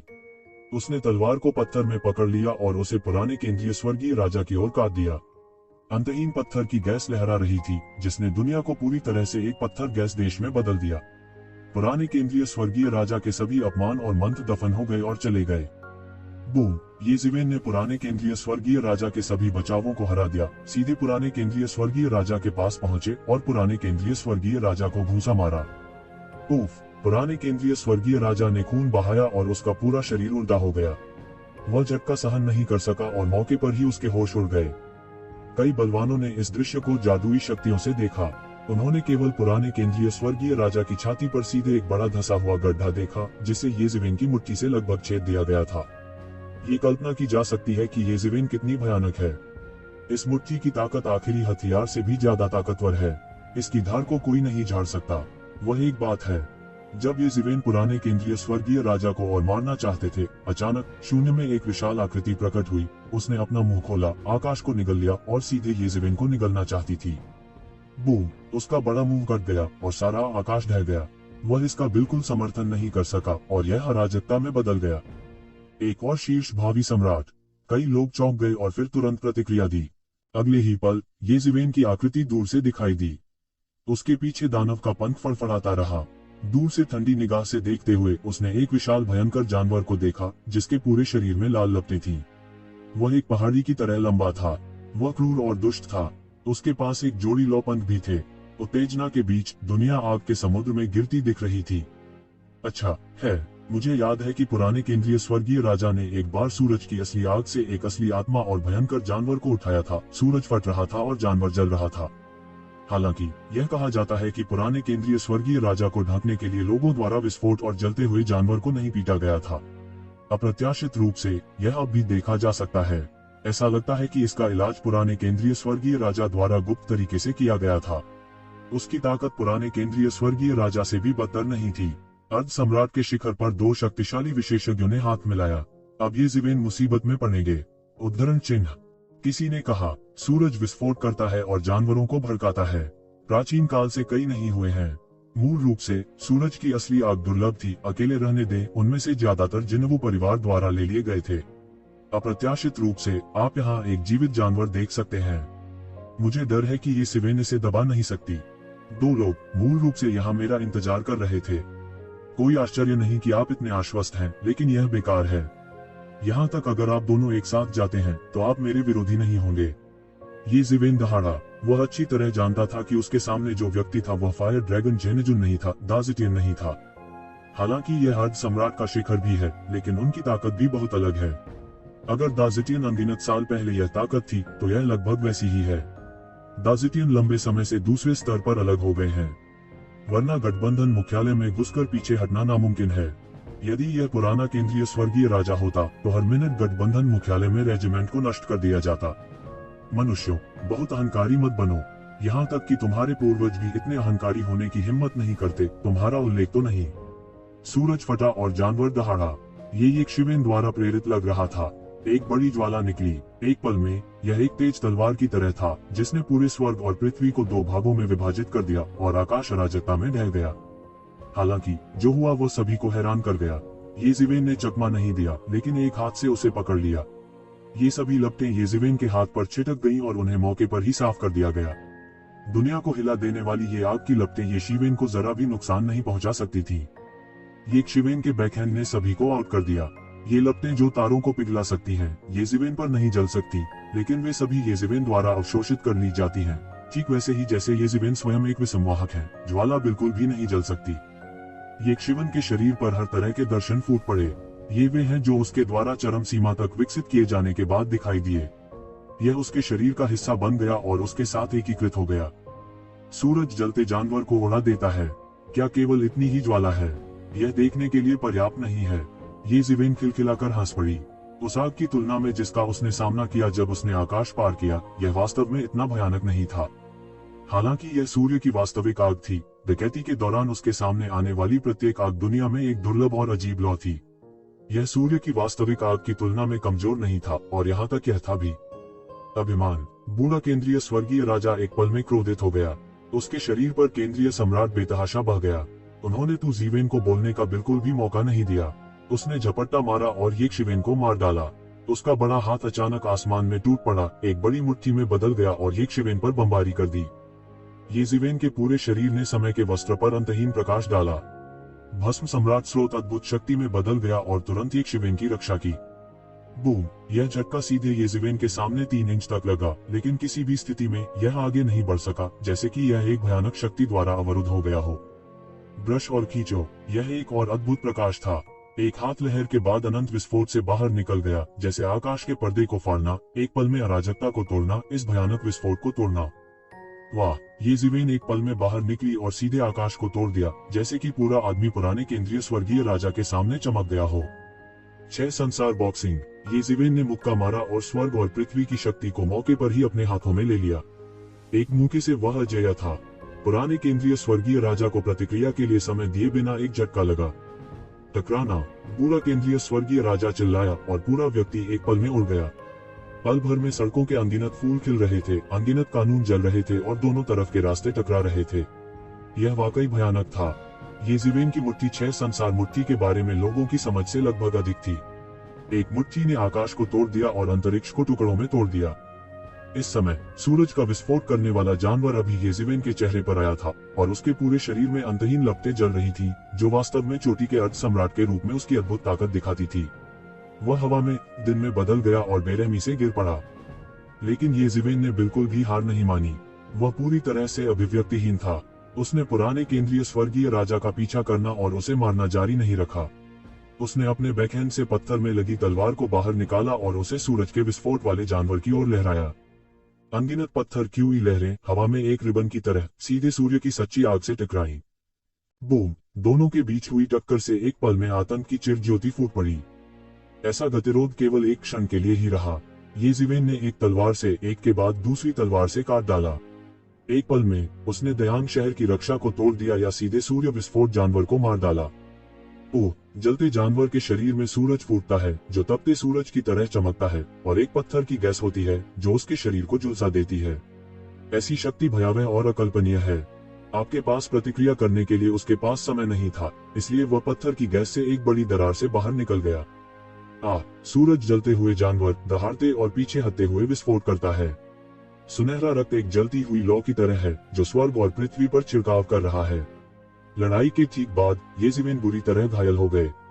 ऐसी बात से वह घबरा गया। उसने कभी नहीं सोचा था कि शीर्ष अर्ध सम्राट के रूप में वह येज़िवेन के साथ लड़ाई में एक विरोधी नहीं था। समय की बागडोर सौंपने के बाद येज़िवेन की शक्ति वास्तव में इतनी मजबूत हो गई है कि बहुत से लोग डर गए हैं। दूर से गुप्त विधि के साथ यहाँ कई बलवान लोगों को देखते हुए वे लगभग बेहोश हो गए। क्या तुम मजाक कर रहे हो? यह केवल 2 झगड़े हैं जो सीधे तौर पर 2 लोगों को चोट पहुंचाते हैं। येज़िवेन के लिए अपने कंधे जितना बड़ा होना और स्वर्ग में प्रतीक्षा करना कठिन है। क्या आप अजेय बनना चाहते हैं? अच्छा, इस हद तक टाइम रोप का उपयोग करना कैसे संभव है? क्या वह टाइम रोप की क्षमता को पूरी तरह से समझ पाया है? बहुत से लोगों के मन में संदेह है। यहाँ तक अगर उन्हें समय वस्त्र के रूप में इस तरह के मालिक रहित ताओवादी साधन मिलते हैं तो उनके लिए थोड़े समय में रुई का उपयोग करना असंभव है। वे सोचते हैं कि समय वस्त्र के बारे में उनकी समझ काफी सीमित है। ये क्वन के पास अभी टाइम गाउन कब तक है? भले ही वो समय वस्त्र के साथ पैदा हुआ हो, हजारों वर्षों तक समय वस्त्र को समझना संभव नहीं होना चाहिए। वे नहीं जानते थे कि एक शिवेन के शरीर में एक रहस्यमय स्थान था जो लगातार उसके लिए गणना कर रहा था। न केवल कई मार्शल आर्ट बल्कि टाइम गाउन के रहस्य का भी लगातार विश्लेषण किया जा रहा था। इसलिए हालांकि उन्होंने टाइम गाउन को केवल कुछ ही वर्षों के लिए प्राप्त किया था, टाइम गाउन के बारे में उनकी समझ दसियों हजारों वर्षों, सैकड़ों हजारों वर्षों के लिए प्राप्त हुई प्रतीत होती थी। बेशक यह एक महंगा दियुआन भी है, नहीं तो दियुआन अकेले ही टाइम गाउन का आग्रह कर सकता है। उन सम्राटों को इतनी सावधानी से जागृति की भावना विरासत में नहीं मिलेगी। क्या वे इसे अकेले नहीं कर सकते? दियुआन को प्राप्त करने के बाद सभी पहलुओं में येज़िवेन की ताकत में बहुत सुधार हुआ है, केवल उसकी ताकत से बहुत दूर। मार्शल आर्ट और ताओवादी हथियारों की उनकी समझ और नियंत्रण पूरी तरह से अलग हैं। यदि तू जीवेन को उस समय में लौटने की अनुमति दी गई जब उसने लगातार 2 हथियारों के खिलाफ लड़ाई लड़ी थी, तो उसे इतनी मेहनत नहीं करनी पड़ेगी और वह लड़ भी सकता है। जाओ, उसे मार डालो। इस समय मध्य दुनिया के अर्ध सम्राट अंत में इसकी मदद नहीं कर सके। वे यहाँ येज़िवेन को घमंडी नहीं देख सकते थे। उन्हें समय में देरी करनी पड़ी। उसे पकड़ो, बस उसे पकड़ लो। जब अन्य राजवंश विशेषज्ञ आते हैं तो उसके मरने का समय आ गया है। उसे आज ही मरना चाहिए। कई भावी सम्राट गर्जना कर रहे हैं।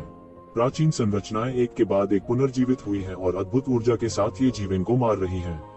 ये उत्कृष्ट संरचनाएं 6 साल पहले केंद्रीय स्वर्गीय सम्राट द्वारा बनाई गई थीं।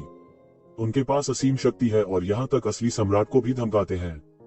मुझे रोकने की कोशिश कर रहे हो? एक उपहास के साथ येज़िवेन ने कई धर्म सरणियों द्वारा बमबारी की गई ऊर्जा को तोड़ दिया।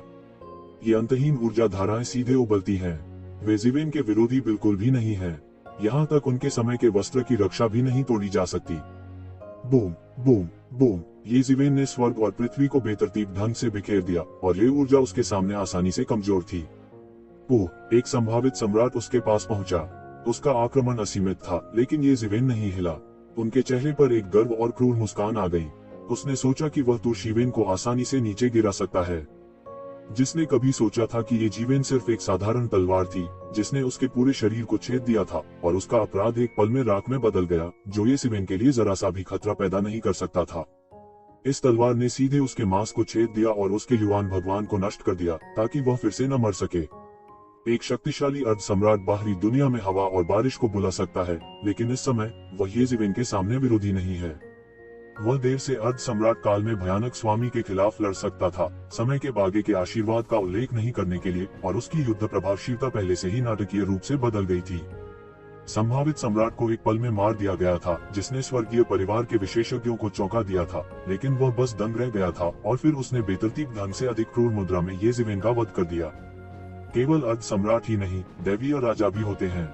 ऐसे बहुत से हैं। ऐसा कोई कारण नहीं है कि स्वर्गीय परिवार एक परिवार की शक्ति से स्वर्ग और दुनिया के साथ प्रतिस्पर्धा कर सके, सिवाय इसके कि कोई ताओवादी साधन नहीं है। केंद्रीय बड़ी दुनिया लगभग एक सम्राट की विरासत जितनी गहरी है और एक सम्राट की विरासत से भी अधिक गहरी है। ओह, ये जीवेन एक गॉड किंग को एक वार से मार सकती है। भले ही वह भावी सम्राट हो, कोई फर्क नहीं पड़ता। ये शिवेन को बिल्कुल नहीं रोक सकता। ये जीवेन धिक्कार है। बूढ़ा केंद्रीय स्वर्गीय राजा दहाड़ता रहा और पुराने जू को उगल देता रहा। यह उनके लिए बहुत बड़ा अपमान था। उसने देखा कि एक शिवेन बेरहमी से अपने लोगों का वध कर रहा है, लेकिन उसके पास कोई रास्ता नहीं था। उससे पहले एक शिवेन ने बुरी तरह चोट पहुंचाई थी। इस समय वह जानता था कि उसने किस तरह के राक्षस को उकसाया था। इस समय उसे वास्तव में इस बात का पछतावा नहीं था कि उसने किसी को ये जीवेन पर हमला करने और मारने के लिए भेजा था। उसे वास्तव में इस बात का पछतावा था कि उसकी मृत्यु क्यों नहीं हुई। हालांकि ये जीवेन के पास मजबूत ताकत और 2 ताओवादी हथियार थे। अगर उसके पास ताओवादी हथियार होते तो सब कुछ पूरी तरह से अलग होता। वह कई ताओवादी हथियारों के साथ ये जीवेन को आने और मारने के लिए अन्य तियानजू विशेषज्ञों का समर्थन करने में भी सक्षम था।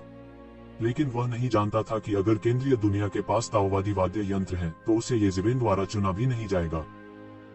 जल्द ही आपकी बारी है। ये दिव्य राजा, अर्ध सम्राट और बाद में भी अधिक से अधिक देवता इसमें शामिल हुए और एक के बाद एक उड़ते गए। या तो जादुई हथियारों को नियंत्रित करते थे या धर्म सरणी को नियंत्रित करते थे, और पुराने केंद्रीय स्वर्गीय राजा के लिए समय खरीदने के लिए ये जीवेन का वध किया। लेकिन वे एक शिवेन को एक व्यक्ति की ताकत से खून के रास्ते को मारने से नहीं रोक सके। एक पल में उसने पुराने केंद्रीय स्वर्गीय राजा की ओर जाने वाले रक्तपथ को मार डाला, एक टुकड़ा खाली कर दिया और उसके हाथ में लंबी तलवार से खून टपकता रहा। खून लगातार टपकता है। हर बार जब वह इसे लहराता है तो वह नहीं जानता कि कितनी सरणियां टूट जाएंगी और कितने तियानजू विशेषज्ञ उसके हाथों में आ जाएंगे। ये जीवेन दुनिया की सबसे मजबूत शूरा लगती है। उसकी कोई अभिव्यक्ति नहीं है और बस मारता रहता है। यह वह जगह है जहां लोग सबसे ज्यादा डरते हैं। तियानजू के लगातार मारे जाने का उस पर कोई प्रभाव नहीं पड़ा। ये जीवेन, तुम मुश्किल से मरोगे। पुराना केंद्रीय स्वर्गीय राजा दहाड़ा और पूरा व्यक्ति कांप उठा। उसके शरीर पर केंद्रीय सम्राट इकट्ठा हो रहा था और एक झटका ये जीवेन को लगा। नक्काशी और कीट कौशल, 6 संसार मुक्केबाजी। ये जीवेन ने मुक्का मारा। समय की अनगिनत ताकतें इस क्षण एक साथ इकट्ठी हुई और फिर केंद्रीय सम्राट पर मुक्का मारा। बूम! केंद्रीय सम्राट को ये जीवेन ने मौके पर ही कुचल दिया और वह ये जीवेन को बिल्कुल भी नहीं रोक सका। वह ये जीवेन के साथ टकराव में पीछे पड़ गया था। अपनी घायल अवस्था का उल्लेख तो नहीं करना चाहिए, जो कि ये जीवेन का विरोधी बिल्कुल भी नहीं था। गर्जन! पुराने केंद्रीय स्वर्गीय राजा को शीर्ष पर जाने के लिए मजबूर किया गया और सीधे ये जीवेन को मार डाला गया। वह उसके मुंह में दहाड़ा, जीवन के स्रोत को जला दिया और उसे मारने के लिए दौड़ा। टकराना! पुराने केंद्रीय स्वर्गीय राजा जो मारने के लिए दौड़ा, उसके पास लड़ने का जरा सा भी मौका नहीं था, इसलिए उसे ये जीवेन ने बाहर निकाल दिया और फिर उसे हवा में मुक्का मारा। टकराना! पुराने केंद्रीय स्वर्गीय राजा का रक्त एक पल में बह निकला और सुनहरा रक्त उमड़ रहा था और टपक रहा था और एक पल में एक विशाल समुद्र बन गया। बूढ़ा केंद्रीय स्वर्गीय राजा क्रोधित था और दहाड़ना नहीं चाहता था। सभी जातीय समूहों की गठबंधन सेना के बीच इतना भयानक अस्तित्व क्यों दिखाई दे? मरो! उपहास के साथ तू जीवेन ने सीधे कुचल दिया। उसका बड़ा पैर ऑप्टिमस प्राइम की तरह शून्य में बड़ा और बड़ा होता गया और सीधे पुराने केंद्रीय स्वर्गीय राजा की ओर बढ़ गया। टकराना! एक भयानक गर्जना हुई और पुराने केंद्रीय स्वर्गीय राजा को ये जीवेन ने वहीं कुचल दिया। उसका शरीर फट गया था और अनगिनत कलाकृतियां एक पल में ढह गईं। पुराने केंद्रीय स्वर्गीय राजा ने दूरी में अपने शरीर को पुनर्गठित किया। वह लगातार दहाड़ रहा था, लड़ रहा था और पीछे हट रहा था। उसे ये शिवेन ने हराया था। कुत्ते की तरह उसमें पलटवार करने की क्षमता नहीं थी। हालांकि ज्यादा समय नहीं हुआ था कि वह एक शिवेन द्वारा पकड़ा गया और टूट गया। समय वस्त्र की शक्ति बहुत हिंसक थी। इस दृश्य को देखकर सभी जातीय समूहों के वे शीर्ष विशेषज्ञ भी जो पहाड़ में ऊंचे हैं, अपनी पीठ पर एक हिंसक ठंड महसूस किए बिना नहीं रह सकते। वे इसकी कल्पना ही नहीं कर सकते। यह प्राचीन अधिपति का पुनरुद्धार है। ये संभावित सम्राट सभी स्तब्ध थे और उन्हें केवल अपने पैरों के तलवों से एक ठंडी लहर महसूस हुई।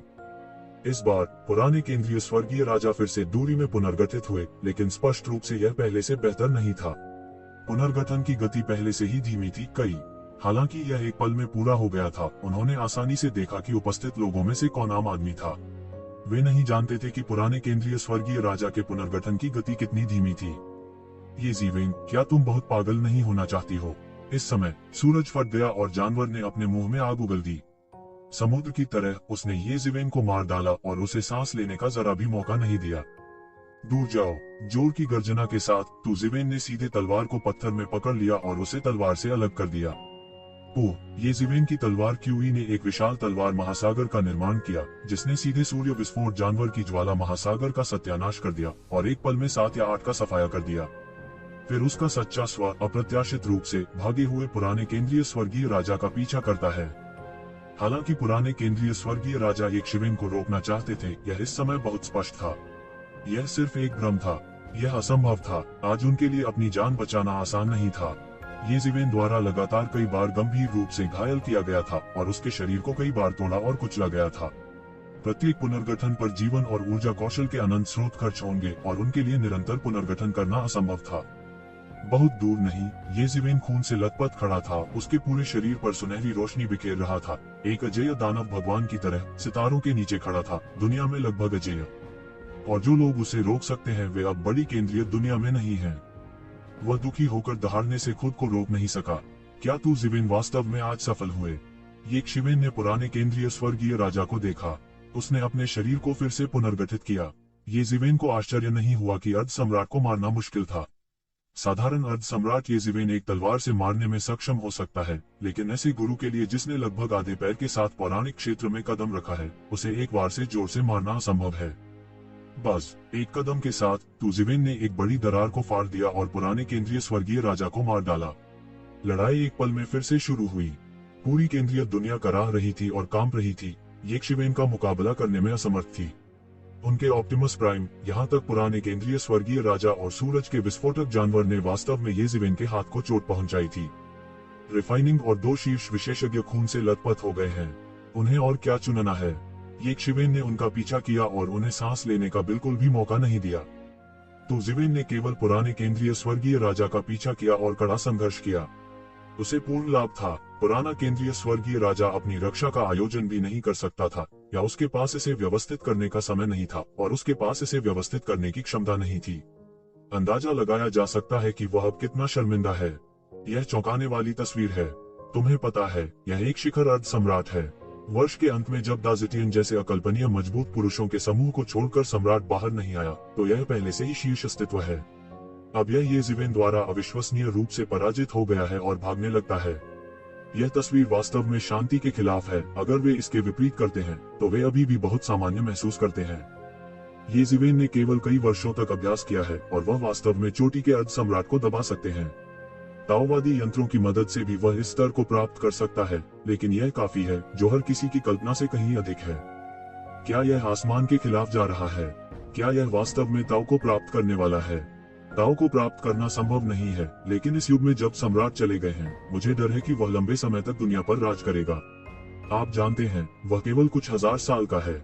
वह होगा ताओवादी उपकरणों की मदद से भविष्य में मजबूत, और भविष्य में इलाज करने वाला कोई नहीं होगा। युगों युगों से दुनिया में कई अजेय लोग हुए हैं, लेकिन इतनी कम उम्र में और कम समय में इस स्तर को छूना बहुत दुर्लभ है। टकराना। पुराने केंद्रीय स्वर्गीय राजा को फिर से उड़ा दिया गया और उसका खून अचानक बह निकला। आम लोग कल्पना नहीं कर सकते कि ये शिवेन का मुक्का कितना भयानक है। इस समय बूढ़ा केंद्रीय स्वर्गीय राजा अपने शरीर का रखरखाव भी नहीं कर सकता था। उन्होंने सीधे शरीर को सभी दिशाओं में विभाजित और टूटने दिया। पुराने केंद्रीय स्वर्गीय राजा के साथ ये जीवेन की लड़ाई बहुत तेज थी। एक झटके के साथ वह न जाने कितनी बार लड़ चुका था और सीधे स्टार नदी के ऊपर दुनिया की गहराई में प्रवेश कर गया। उसके पीछे केवल सूरज का विस्फोट करने वाला जानवर उन्मत्तता से पीछा कर रहा है। यदि आप पकड़ना चाहते हैं, तो आप पुराने केंद्रीय स्वर्गीय राजा को वापस ला सकते हैं। लेकिन इसका कोई फायदा नहीं हुआ। येज़िवेन ने पुराने केंद्रीय स्वर्गीय राजा को हराया और उसके पीछा करने से भी तेज उड़ान भरी। इससे उनका दिल सदमे से भर जाता है।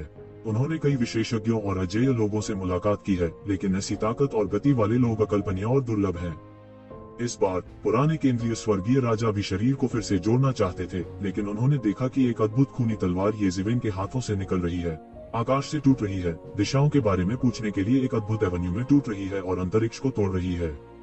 पूफ! इस तलवार ने पुराने केंद्रीय स्वर्गीय राजा द्वारा स्वर्ग और पृथ्वी के बीच बिखरे युवानशेन को सीधे मार डाला और उसे पुनर्जन्म का मौका नहीं दिया। मूल ईश्वर के आकर्षण के बिना उसका शरीर फिर से संगठित नहीं हो सकता था।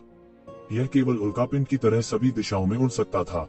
इस समय येज़िवेन ने अपना फ्यूटन हाथ खोला और इसे पुराने केंद्रीय स्वर्गीय राजा पर पकड़ लिया।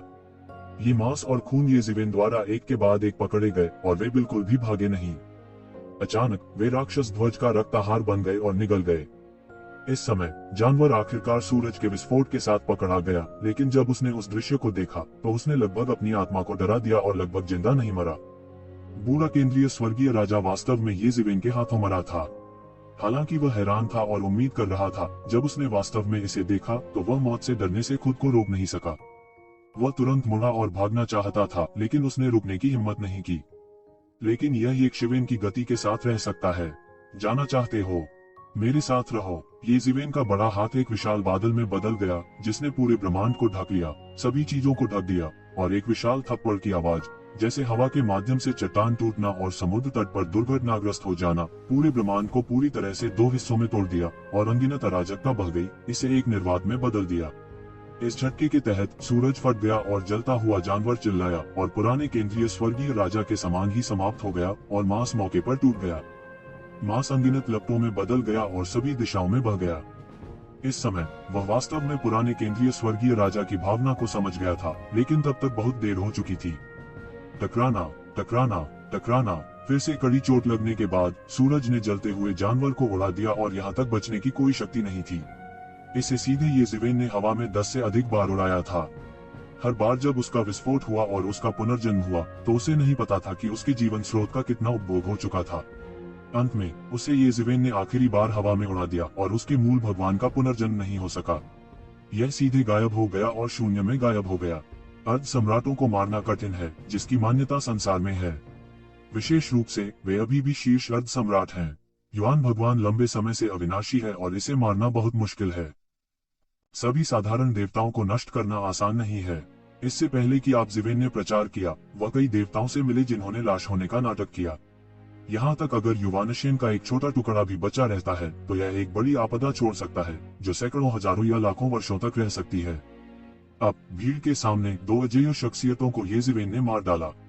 इस झटके से कई लोगों का मुंह खुल जाता है और वे लंबे समय तक बंद नहीं हो पाते। वे नहीं जानते कि क्या कहना है। विशेष रूप से वे संभावित सम्राट जो सोचते हैं कि वे दुनिया में अजेय हैं और लंबे समय से सफल रहे हैं, इस समय भी एक मजबूत खतरा महसूस करते हैं। विशेष रूप से तियान परिवार के उन भावी सम्राटों को जो इस समय हैरान और क्रोधित दोनों हैं।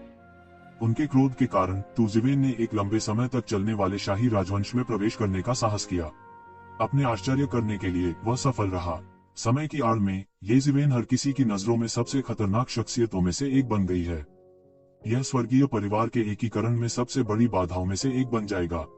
येज़िवेन, जिसके पास मजबूत ताकत है और जिसके हाथ में ताओवादी हथियार हैं, एक बड़ा खतरा बन गया है, उन सम्राटों की विरासत से भी बड़ा। सम्राट की विरासत के लिए वास्तविक खतरा विशाल कर्मियों, अनगिनत विशेषज्ञों और गहन अंदरूनी जानकारी है। हालांकि येज़िवेन अलग है। वह अकेला सबसे बड़ा खतरा है। उसने जो गुप्त गठजोड़ बनाया था, वह तियानजू की नजर में एक मजाक है। हर मिनट के विनाश का उसकी अपनी ताकत पर बहुत अधिक प्रभाव नहीं पड़ता है। इसका मतलब है कि छिपे हुए गठबंधन पर हमला करना उसके लिए बहुत उपयोगी नहीं है और येज़िवेन की युद्ध शक्ति को नष्ट नहीं कर सकता है। जब तक येज़िवेन अकेले भाग जाती है, तब तक छिपे हुए गठबंधन को नष्ट करने के बीच कोई बड़ा अंतर नहीं है। www.iqs.com। इस तरह के एकाकी लोग वास्तव में बहुत तकलीफदेह होते हैं। वे इसे तब तक नहीं देख सकते जब तक कि छिपा हुआ गठबंधन नष्ट न हो जाए, लेकिन इसे नष्ट होने दें। यह बहुत उपयोगी नहीं है। यह एक भयानक सिरदर्द है। सबसे महत्वपूर्ण बात यह है कि इस युद्ध के माध्यम से वे यह भी समझ गए हैं कि येज़िवेन उस समय को पार कर चुके हैं जब वे इसे अपनी इच्छा से रोक सकते हैं। अतीत में उन्होंने येज़िवेन पर बिल्कुल भी ध्यान नहीं दिया था। वे सिर्फ एक अधिक शक्तिशाली युवा पीढ़ी थे। विश्व युद्ध के इस स्तर पर कोई बड़ा खतरा नहीं था। अब वे सभी जानते हैं कि वे गलत हैं और तू शिवेन ताकत उनके लिए एक बड़ा खतरा पैदा करने के लिए बिल्कुल पर्याप्त है। यह अफसोस की बात है कि येज़िवेन की धमकी पर लंबे समय से ध्यान नहीं दिया गया है और अब कई चीजें पहले से ही अनैच्छिक रूप से हो चुकी हैं। यह वास्तव में आकाश के खिलाफ जा रहा है। वह केवल कुछ हजार साल का है। वह भविष्य में लंबे समय तक अजेय रहेगा। वह अभी भी इतना छोटा है कि वह वास्तव में भविष्य में सर्वोच्च क्षेत्र में प्रवेश कर सकता है। हर कोई हैरान रह गया। ये शिवेन की ताकत सभी की अपेक्षाओं से अधिक थी। शांत तारों वाले आकाश के नीचे यह उजाड़ था। येज़िवेन के हाथों एक बार अजेय दो व्यक्ति बुरी तरह से मर गए और अचानक उन तियानजू सेनाओं को भयभीत कर दिया जो लगातार बाहर निकल रही थी। उन्होंने दो खंभों को ढकने के लिए अपने प्राणों की आहुति दी थी। उनके लिए समय खरीदे, लेकिन अब पुराने केंद्रीय स्वर्गीय राजा की बुरी तरह मृत्यु हो गई है। वे अचानक एक शिवेन से डर गए। सबसे महत्वपूर्ण बात यह है कि उन्हें लगता है कि उनके सभी प्रयास इसका कोई फायदा नहीं है। अचानक पक्षियों में बदल गया और जानवर बिखर गए। हालांकि कुछ लोग अनिच्छुक थे, वे बेकार थे। पेड़ गिरे और बंदर बिखर गए। उस समय की सामान्य प्रवृत्ति यह थी कि उनकी व्यक्तिगत ताकत गाड़ी में एक मंजिस की तरह थी। इसका कोई फायदा नहीं हुआ। इस समय लोग ताओवादी हथियारों की भयावहता को भी अधिक समझते हैं। शाही विरासत है और अनगिनत वर्षों तक विरासत में मिल सकती है। इसका कारण यह है कि ताओवादी हथियार उनमें से एक बड़े हिस्से पर कब्जा कर लेते हैं।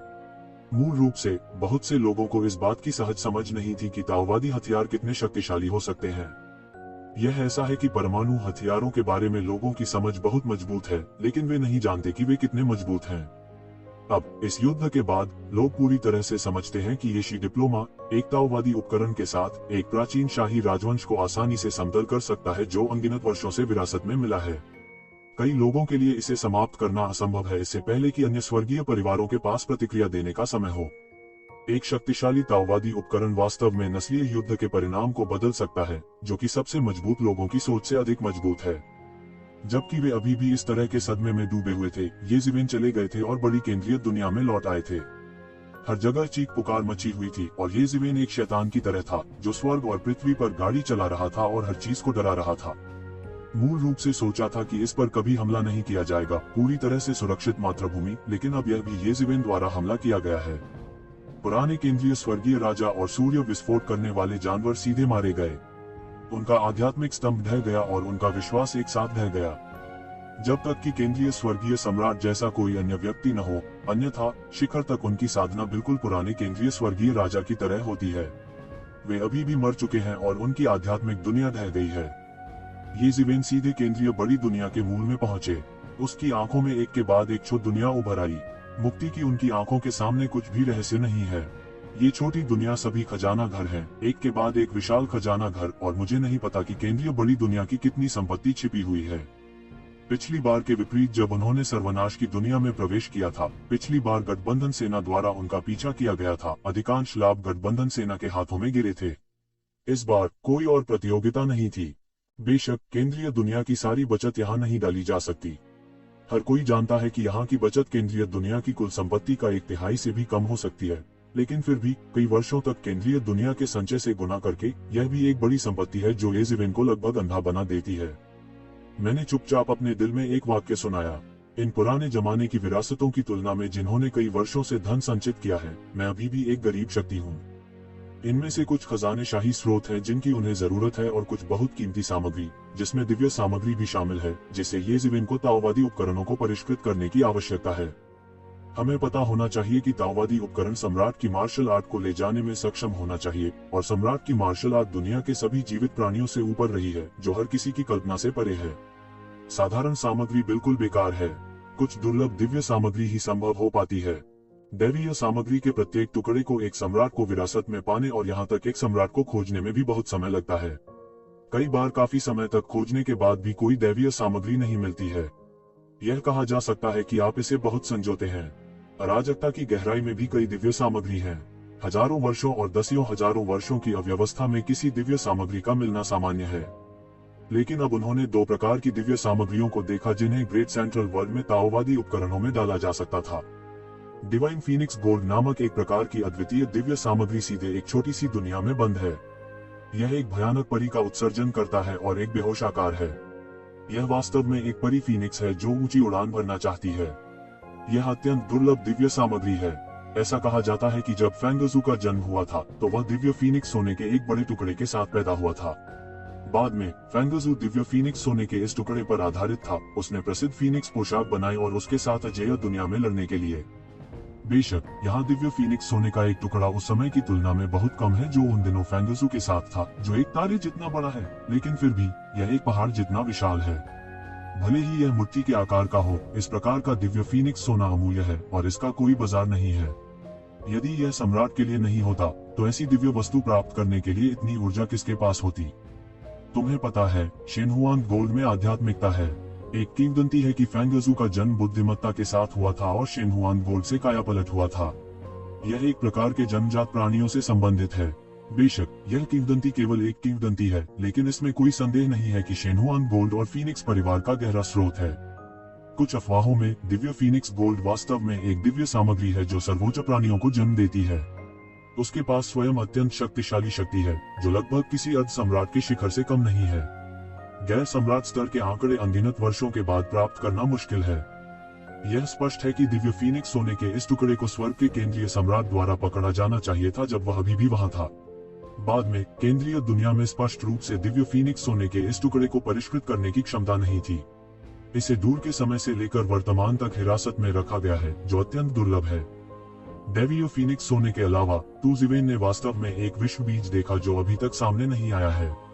यह विश्व बीज एक विश्व का भ्रूण रूप है और इसे शीर्ष दिव्य राज्य सामग्री के रूप में वर्णित किया जा सकता है। यदि एक विश्व बीज दिव्य राज्य के रूप में कार्य करता है जब देवता दिव्य राज्य को संघनित कर रहे हैं, तो वास्तविक दिव्य साम्राज्य भविष्य में एक अविश्वसनीय स्तर तक बढ़ सकता है। और सबसे महत्वपूर्ण बात, अगर दुनिया के बीज बढ़ते हैं तो उन्हें दुनिया के गठन को देखने का मौका मिलेगा। यह एक अत्यंत दुर्लभ अवसर है। यहाँ तक सम्राटों के पास भी ऐसा अवसर नहीं है, क्योंकि आज मौजूद कई संसार स्वाभाविक रूप से अनगिनत साल पहले और दूर की पीढ़ियों से पहले बने थे। यहाँ तक उन दिनों से भी पुराने जब त्यानजू ने दुनिया पर शासन किया था। कुछ जन्मजात प्राचीन देवताओं को छोड़कर अन्य लोगों के पास ऐसा अवसर नहीं हो सकता है, और उन जन्मजात प्राचीन देवताओं, इसलिए उनकी ताकत निश्चित नहीं है कि बाद के देवताओं की तुलना में कितनी मजबूत है। लेकिन पिछली लड़ाइयों में वे प्राचीन देवता पहले ही मर चुके हैं। दुनिया के बीज जो अभी तक बढ़ना शुरू नहीं हुए हैं, वे परमेश्वर की अपेक्षा से भी दुर्लभ हैं। यदि आप उन्हें विकसित होते देख सकते हैं तो यह ज्ञानोदय के लिए बहुत लाभकारी होगा। दुनिया का जन्म दुनिया को संघनित करने और कानूनों को नया रूप देने के लिए है। इस प्रक्रिया में सभी प्रकार के कानून और सड़क की उत्पत्ति पूरी तरह से अप्रतिबंधित है और स्पष्ट रूप से देखी जा सकती है। बादशाह के लिए भी यह एक दुर्लभ साहसिक कार्य है। क्या आप वूशेन स्पेस में और अधिक रोमांचक रुझान जानना चाहते हैं? अब वेचट खोलें, ऊपर दाईं ओर जोड़ पर क्लिक करें, आधिकारिक खाते में मित्र जोड़े चुनें, जोंगवेनवांग खोजें, आधिकारिक खाते पर ध्यान दें और हर अपडेट को कभी न चूकें। यह थोड़ा सा ताओफल जैसा है, लेकिन यह ताओफल से अलग है। ताओफल में अनगिनत ताओ कानून विकसित हुए हैं, लेकिन व्यावसायिकता के मामले में विश्व बीज बेहतर है। विशेष रूप से ताओ, समय और स्थान की उत्पत्ति से संबंधित कुछ कानून विश्व बीज के विकास में पूरी तरह से प्रकट होंगे। यहाँ तक ये कानून भी एक के बाद एक दुनिया का निर्माण करते हैं, और वहाँ भी इससे अधिक सहज अनुभव नहीं है। पूरे मध्य जगत के खजानों में सबसे कीमती है विश्व के बीज और दिव्य फीनिक्स सोना। इसमें कोई संदेह नहीं है कि अन्य बहुत खराब है। इसके अलावा ये जीवेन की दृष्टि से वास्तव में पहले की कई कीमती दिव्य सामग्रियां उसके लिए लगभग अनुपयोगी हैं। हालांकि उसे इसकी आवश्यकता नहीं है। छिपे हुए गठबंधन को इसकी आवश्यकता है। छिपे हुए गठबंधन को भरने के लिए इन खजानों के साथ छिपे हुए गठबंधन की ताकत कम समय में पूरी तरह से उच्च स्तर पर अपग्रेड हो जाएगी। भविष्य में दीर्घकालिक प्रभाव और भी अज्ञात है। यह कहा जा सकता है कि यह खजाना घर लाखों वर्षों के छिपे हुए गठबंधन को कम संघर्ष करने के लिए पर्याप्त है। उनमें से यशवन का सबसे महत्वपूर्ण निश्चित रूप से वे सम्राट स्रोत हैं। वास्तव में केंद्रीय दुनिया में कई सम्राट स्रोत हैं जो दानव राजा के खजाने के घर में प्राप्त सम्राट स्रोतों येजिवेन से कई गुना अधिक हैं। यह कहा जा सकता है कि येजिवेन ने येजिवेन के हाथों में सम्राट स्रोतों की संख्या को बहुत समृद्ध किया है। जब तक पर्याप्त सम्राट स्रोत है तब तक आप किसी भी दुश्मन से डरते नहीं हैं, उससे लड़ने की हिम्मत करें। येजिवेन ने आह भरी। जैसा कि अपेक्षित था, घोड़े रात की घास के बिना मोटे नहीं होते हैं और लोग धनवान धन के बिना अमीर नहीं होते हैं। हालांकि यह आह कुछ ही देर तक रही। उसने पहाड़ों को हिलाने और समुद्र को भरने की अपनी महान जादुई शक्ति का उपयोग पूरे मध्य विश्व की संपत्ति को लूटने के लिए करना शुरू कर दिया। येजिवेन की वर्तमान ताकत के साथ वह जैसे ही बाहर पहुंचता है, सितारों और चंद्रमा को पकड़ सकता है और अनगिनत धन को जब्त कर सकता है। हालांकि फिर भी इस जगह को कम समय में खाली करना मुश्किल है। केंद्रीय दुनिया का धन वास्तव में भयावह है। केंद्रीय दुनिया के कई विशेषज्ञ अपने दांत पीस रहे हैं और येशिवेन को देख रहे हैं। उन्हें उम्मीद है कि वह अपना सारा सामान नहीं हटाएगा और जल्दी से चला जाएगा। साथ ही उन्हें उम्मीद है कि वह आगे बढ़ना जारी रख सकते हैं। इस तरह वे तियानजू के अन्य विशेषज्ञों से टकराएंगे जो विश्व युद्ध के प्रकोप के बाद उनका समर्थन करने और उन्हें मारने के लिए आए थे। इस तरह उनकी केंद्रीय दुनिया थोड़ी शांत हो सकती है। लड़ाई इतनी दमनकारी थी कि वे एक समय के अंतर के लिए पूरी तरह से पिघल गए, जबकि कोई ताओवादी रक्षक नहीं था। इसके विपरीत यदि उनके हाथों में ताओवादी हथियार होते तो उनका मानना कि येशिवेन कभी भी इतना अनियंत्रित होने की हिम्मत नहीं करेंगे। येशिवेन ने जल्द ही महसूस किया कि चाहे वह कितनी भी तेजी से पकड़ ले, उसके पास केंद्रीय बड़ी दुनिया के सभी खजानों को स्थानांतरित करने का समय नहीं हो सकता है। तो उसने बस कुछ नहीं किया, सीधे राक्षस ध्वज को फेंक दिया और अचानक अनगिनत राक्षस राजा बाहर आ गए। अंतहीन दानव कबीले की सेना भी लूटपाट की श्रेणी में शामिल हो गई, जिसने निस्संदेह लूटपाट की गति को बहुत तेज कर दिया, लगभग नग्न आंखों को दिखाई देने वाली गति पर। और इस समय येशिवेन को राहत मिली, सीधे दो पृथ्वी हिलाने वाली सामग्री की ओर। उन्होंने उस दुनिया का नेतृत्व किया जहां शेनहुआंगजिन को हिरासत में लिया गया था और शेनहुआंगजिन को हिरासत में लेने वाले धर्म के ढांचे को सीधे तोड़ दिया। बीप एक लंबे मंत्र के साथ दिव्य फीनिक्स गोल्ड एक अमर फीनिक्स में बदलने वाला था और अपने पंखों को फड़फड़ाता हुआ और ऊंची उड़ान भरते हुए उड़ जाने वाला था। आकाश रंगीन देवताओं से भरा है। ऊपर आते ही इसमें अद्भुत शक्ति आ जाती है। बंधन न होने के बाद यह अचानक मौके पर ही आसमान को फाड़ देता है। शून्य से बचो, जाना चाहते हो मेरे साथ रहो, येशिवेन जोर से चिल्लाए, अपना बड़ा हाथ बढ़ाया और अचानक उसे शेनहुआंग गोल्ड पर पकड़ लिया। डिवाइन फीनिक्स गोल्ड स्मार्ट लग रहा था। गुस्से में उसने सीधे परी की रोशनी को बुझा दिया और येशिवेन के बड़े हाथ पर हमला कर दिया। साधारण भावी सम्राट भी इस तरह के हमले का सामना नहीं कर सकते थे, लेकिन येशिवेन ने इसे नजरअंदाज कर दिया और शेनहुआंगजिन को मौके पर ही पकड़ लिया। बूम! हिंसक विस्फोटों की एक श्रृंखला के बाद अमर फीनिक्स सोने में बदल गया, येशिवेन के हाथों में पकड़ा गया। उसने कितना भी संघर्ष किया, वह बेकार था। येशिवेन का विरोधी बिल्कुल भी नहीं था। यह फटता रहा, लेकिन इसे चोट नहीं पहुंच सकी। कभी कभी येशिवेन हल्के लबादे से सुरक्षित रहती थी। थोड़ी देर बाद परी फीनिक्स पर एक बड़ी मुहर दिखाई दी, जिसने परी फीनिक्स को पूरी तरह से सील कर दिया। येशिवेन ने भी राहत की सांस ली। डिवाइन फीनिक्स गोल्ड जितना उसने सोचा था उससे डील करना कहीं ज्यादा मुश्किल था। वह देख सकता था कि दिव्य फीनिक्स गोल्ड द्वारा पैदा की गई बुद्धि आकार लेने वाली थी। यदि यह केंद्रीय स्वर्गीय सम्राट द्वारा खोजा और पकड़ा नहीं गया होता, तो मुझे डर है कि यह बुद्धि के वास्तविक निर्माण से दूर नहीं होता। हालांकि इसकी तुलना फैंगजू के साथ आने वाले विशाल दैवीय फीनिक्स गोल्ड से नहीं की जा सकती है। एक बार जब इस तरह की शीर्ष दिव्य सामग्री को सफलतापूर्वक ज्ञान में बदल दिया जाता है, तो यह जन्म की शुरुआत में उन तथाकथित प्रतिभाओं की तुलना में बहुत बेहतर नहीं होगा। एक बार जन्म लेने के बाद यह एक ईश्वर है जो ताओवाद का प्रचार करता है। इसकी खेती भविष्य में छलांग और सीमा से आगे बढ़ेगी। यह लंबे समय से पहले नहीं होगा जब इसे अर्ध सम्राट के रूप में पदोन्नत किया जा सकता है, और भले ही यह भविष्य में सम्राट नहीं बन सके, सम्राट के अधीन सबसे मजबूत में से एक भी बन जाएगा। कहा जा सकता है कि इनका जीवन शानदार रहने वाला है।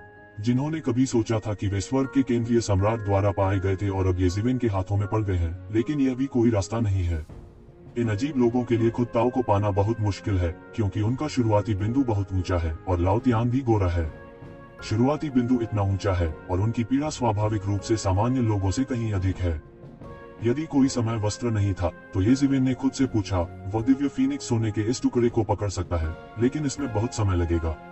मुझे डर है कि वह वास्तव में स्वर्गीय परिवार के उन स्वामियों से टकरा जाएगा, और यदि वह चाहता तो दूर नहीं जा सकता था। अब टाइम रोक की मदद से सब कुछ बहुत आसान हो गया है। दिव्य फीनिक्स सोना स्वीकार करने के बाद येशिवेन विश्व बीज के लिए दौड़ पड़े। इस विश्व बीज को अनगिनत कानून जंजीरों द्वारा सीधे अराजकता में बंद कर दिया गया था। केंद्रीय स्वर्गीय सम्राट ने इस विश्व बीज के लिए जल्दी ही पर्याप्त स्थान की भविष्यवाणी की थी। जब तक एक दिन यह विश्व बीज जड़ पकड़ेगा और अंकुरित होगा, यह जल्द ही बड़ा हो जाएगा। मध्य दुनिया के कई विशेषज्ञों ने इस दृश्य को देखा और उनका खून और आंसू रुकने वाले थे। यह उनके केंद्रीय स्वर्गीय सम्राट द्वारा छोड़ी गई सर्वोच्च दिव्य सामग्री थी। वे सप्ताह के दिनों में इसका इस्तेमाल नहीं करते थे। अब वे वास्तव में येशिवेन के हाथों में पड़ गए और दुश्मन का फायदा उठाया। भगवान उसकी आंखें क्यों नहीं खोलते? तुम इस आदमी को जोर से गड़गड़ाहट से क्यों नहीं मार देते? कई लोग गुस्से से दहाड़े। उन्होंने बस महसूस किया कि परमेश्वर बहुत अनुचित था। अतीत में अन्य लोग सोचते थे कि उनका तियानजू पूरी तरह से अनुचित और अनुचित बग के रूप में अस्तित्व में है, लेकिन अब यह अलग है। उनकी तुलना में येज़िवेन परमेश्वर के अपने बेटे की तरह अधिक है। उन्हें तियानजू के नाम से जाना जाता है, लेकिन वे सिर्फ नाजायज बच्चों की तरह महसूस करते हैं। जब येज़िवेन ने दुनिया के बीज को बंद करने वाले कानून की श्रृंखला को तोड़ा, तो पूरी दुनिया के बीज ने रंगीन रोशनी बिखेरी और एवेन्यू की लहरें स्पष्ट हो गईं। विश्व बीज अराजकता में छिपा था और अराजकता में गायब हो जाएगा। यदि आप उसे भविष्य में अनगिनत वर्षों में अराजकता में भाग जाने देते हैं, तो शायद आप वास्तव में स्थान की दुनिया में बड़े हो जाएंगे। हालांकि येज़िवेन पहले से ही तैयार थे। वह कैसे बच सकता था? येज़िवेन ने अचानक इसे अपने बड़े हाथ से पकड़ लिया, समय की अनगिनत ताकतों को इसमें जोड़ दिया और फिर इसे सीधे विश्व बीज की ओर पकड़ लिया। समय की अनगिनत ताकतों ने एक विशाल पिंग पंखा बनाया, जिसने अचानक दुनिया के बीजों को उसमें बंद कर दिया। इस दौरान लोगों के शीशे टूट गए। दुनिया के बीजों पर समय की एक अद्भुत शक्ति फूट पड़ी। एक ऊर्जा सदमे की लहर की तरह येज़िवेन के समय के बल को तोड़ते हुए बाहर निकल गई और अराजकता में बचने के लिए एक और भयानक रोशनी में। हालांकि दुनिया के बीज अभी तक लॉन्च नहीं हुए हैं, लेकिन पहले से ही एक विश्व इच्छा शक्ति है। यह सभी दुनियाओं में मौजूद रहेगा और बढ़ता रहेगा और दुनिया के विकास के साथ अधिक से अधिक शक्तिशाली होता जाएगा। संसार जितना शक्तिशाली है, उसकी इच्छा शक्ति उतनी ही प्रबल है। जिसे आमतौर पर स्वर्ग का मार्ग कहा जाता है, उसका उल्लंघन करने की अनुमति नहीं है। अब यह सिर्फ विश्व का बीज है। हालांकि यह इच्छा शक्ति कमजोर है, यह पैदा हो चुकी है और फिर से कब्जा करने के लिए बिल्कुल तैयार नहीं है। हालांकि एक शिवेन थोड़ा हैरान थी। सौभाग्य से उसकी प्रतिक्रिया भी बहुत तेज थी। वह सीधे बाहर चला गया और अराजकता में चला गया। समय की शक्ति के फटने से समय बागे पर टूट पड़ा, जिसने अचानक अराजकता, दुनिया और दुनिया के बीजों को ठीक कर दिया। अराजकता में कोई स्थान और समय नहीं है, वह अराजकता है और कुछ भी मौजूद नहीं है। हालांकि अंतरिक्ष और समय के बनने के बाद एक मूलभूत ब्रह्मांड का निर्माण होगा, अन्य नियमों का जन्म होगा और एक विशाल ब्रह्मांड का निर्माण होगा। टाइम रोब उस अराजकता को भी धारण कर सकता है जो बिल्कुल मौजूद नहीं है। यह कल्पना की जा सकती है कि यह किस हद तक शक्तिशाली रहा है। यह केवल सम्राटों के लिए उपलब्ध एक साधन है जो अकल्पनीय है। ठीक होने के बाद येज़िवेन ने जल्दी से विश्व बीज को अपने हाथों में ले लिया और सीधे उसे दबा दिया। फिर येज़िवेन अंत में लौट आए। इस समय अनगिनत दानव परिवारों ने केंद्रीय बड़ी दुनिया के खजाने को लगभग स्थानांतरित कर दिया था, जो पहले से ही पूरी तरह से खाली हो चुका था। मध्य जगत के कई जानकारों के होंठ काटे हैं, लेकिन उन्हें रोकने की हिम्मत उनमें नहीं है। हालांकि येज़िवेन यहाँ नहीं है, फिर भी इन शैतानी सेनाओं को उकसाना आसान नहीं है और बहुत सारी है। येज़िवेन ने सीधे इन दानव परिवारों को राक्षस ध्वज में एकत्र किया और इन खजानों का सारा खजाना येज़िवेन के हाथों में आ गया। जाना तो येज़िवेन की आकृति सीधे तारों वाले आकाश की गहराई में गायब हो गई। येज़िवेन के लंबे समय तक गायब रहने के बाद आखिरकार पहली तेज सांस आ ही गई। यह अन्य तियानजू विशेषज्ञ थे जो समर्थन करने आए थे, लेकिन तब तक बहुत देर हो चुकी थी। मध्य जगत को येज़िवेन ने लूट लिया था। फिर एक के बाद एक कई शक्तिशाली सांसें आईं। लूटे गए खजाने को देखकर इन जानकारों ने हवा निकाल दी और जमकर डांट फटकार भी की, लेकिन कोई रास्ता नहीं सूझ रहा था। क्या आप वूश इन स्पेस में और अधिक रोमांचक रुझान जानना चाहते हैं? अब वेचट खोलें, ऊपर दाईं ओर जोड़ पर क्लिक करें, आधिकारिक खाते में मित्र जोड़े चुनें, जॉनवेन वांग खोजें, आधिकारिक खाते पर ध्यान दें और हर अपडेट को कभी न चूकें। इस समय येज़िवेन ब्रह्मांड की गहराई में चली गई थी। अनगिनत तियानजू रो रहे हैं। पूरा केंद्रीय खजाना घर ले लिया गया है और मुझे नहीं पता कि कितना खो गया है। हालांकि दोनों पक्षों के बीच आधिपत्य की प्रक्रिया में यह अपरिहार्य है। स्वर्ग और पृथ्वी से पहले केवल एक अधिपति की आवश्यकता है, दूसरे की नहीं।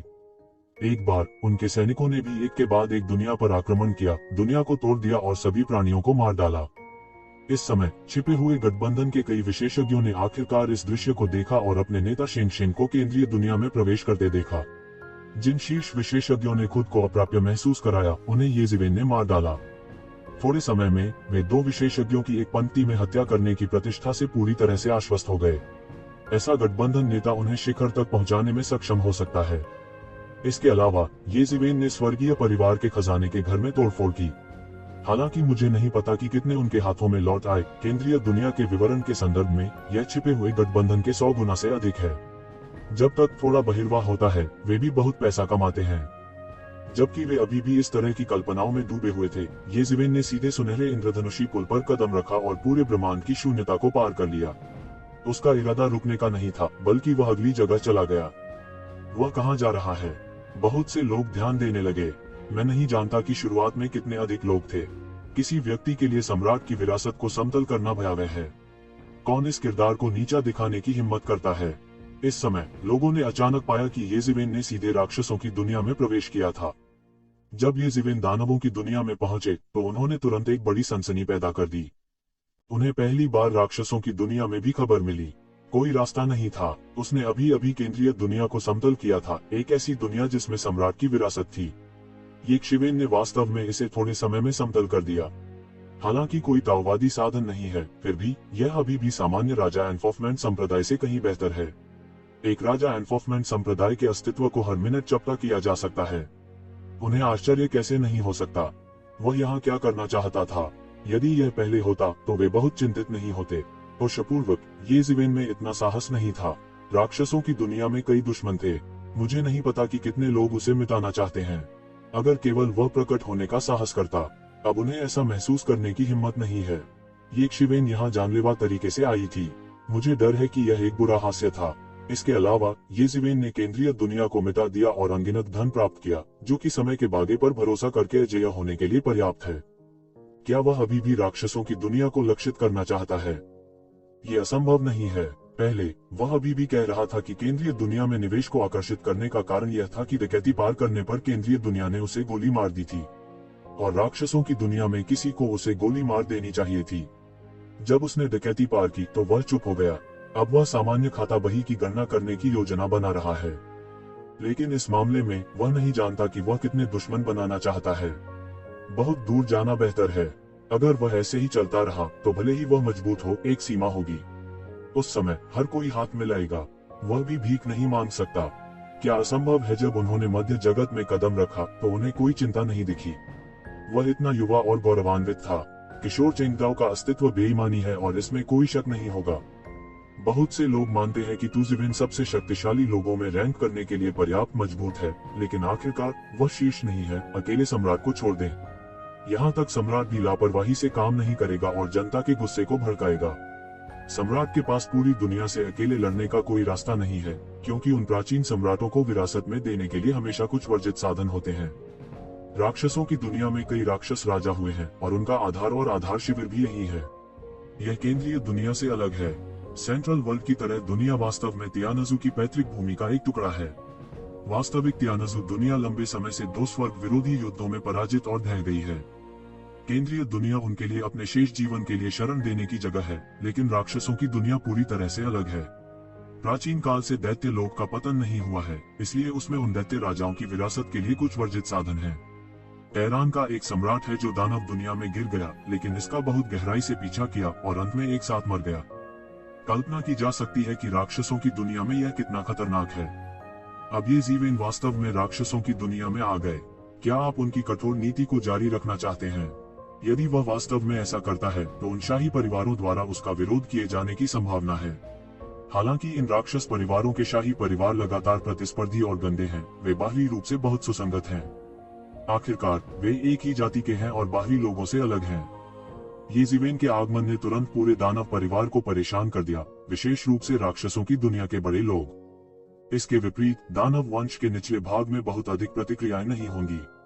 सबसे पहले उनके पास येज़िवेन के आगमन को जानने के लिए इतने चैनल नहीं हैं।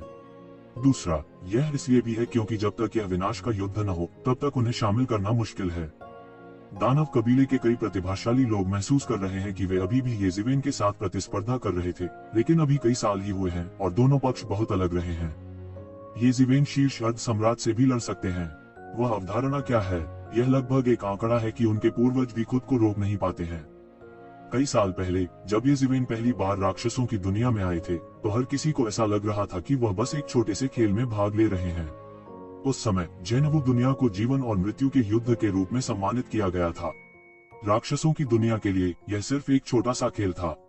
तियानजों के बहुत से लोग भाग लेने और कुछ महत्वपूर्ण स्थानों पर अभ्यास करने के लिए तैयार नहीं थे। उनके विचार में यह केवल कुछ तिलचीटियों द्वारा भाग लिया गया एक खेल था, लेकिन अब शुरुआत में जो तिलचीटियां बाहर खड़ी थी वे उस बिंदु पर पहुंच गई हैं जहां उन्हें देखने की आवश्यकता है। वे देखने के भी काबिल नहीं हैं। एक शक्तिशाली असुर दानव भगवान ने येज़िवेन को पूरे राक्षस संसार के सुनहरे इंद्रधनुषी पुल को काटते हुए देखा। वह आग भरने में मदद नहीं कर सका। उसका उस समय येज़िवेन के साथ मुकाबला था। येज़िवेन उस समय भी बहुत कमजोर थी। यहाँ तक उन्हें जीवित रहने के लिए मनून की बेटी राजा में आश्रय की आवश्यकता थी। उस समय वह मनून के साथ थे। अभी तो हजारों साल ही हुए हैं। वह पहले ही अपने भगवान का प्रदर्शन कर चुका है और अपनी प्रतिभा साबित कर चुका है। वह वास्तव में एक दुर्लभ प्रतिभा है। हालांकि उन वर्षों में वह अपने ही येज़ेवेन से बहुत हीन था। अब वह एक भयानक शख्सियत है जिसे उसके पूर्वजों द्वारा आसानी से मिटाया नहीं जा सकता है। हजारों साल पहले कैसे सोच पाते थे, चमत्कार ही है कि ऐसा भी कोई दिन है। अपने साथियों की प्रतियोगिता में हालांकि वह हावी नहीं हुआ, वह पीछे नहीं गिरा और कभी भी बहुत पीछे नहीं रहा, लेकिन तू ज़िवेन एक ऐसी हस्ती थी जिसने पूरी दुनिया को पीछे छोड़ दिया। शायद वे उससे मुकाबला करने के काबिल ही नहीं है।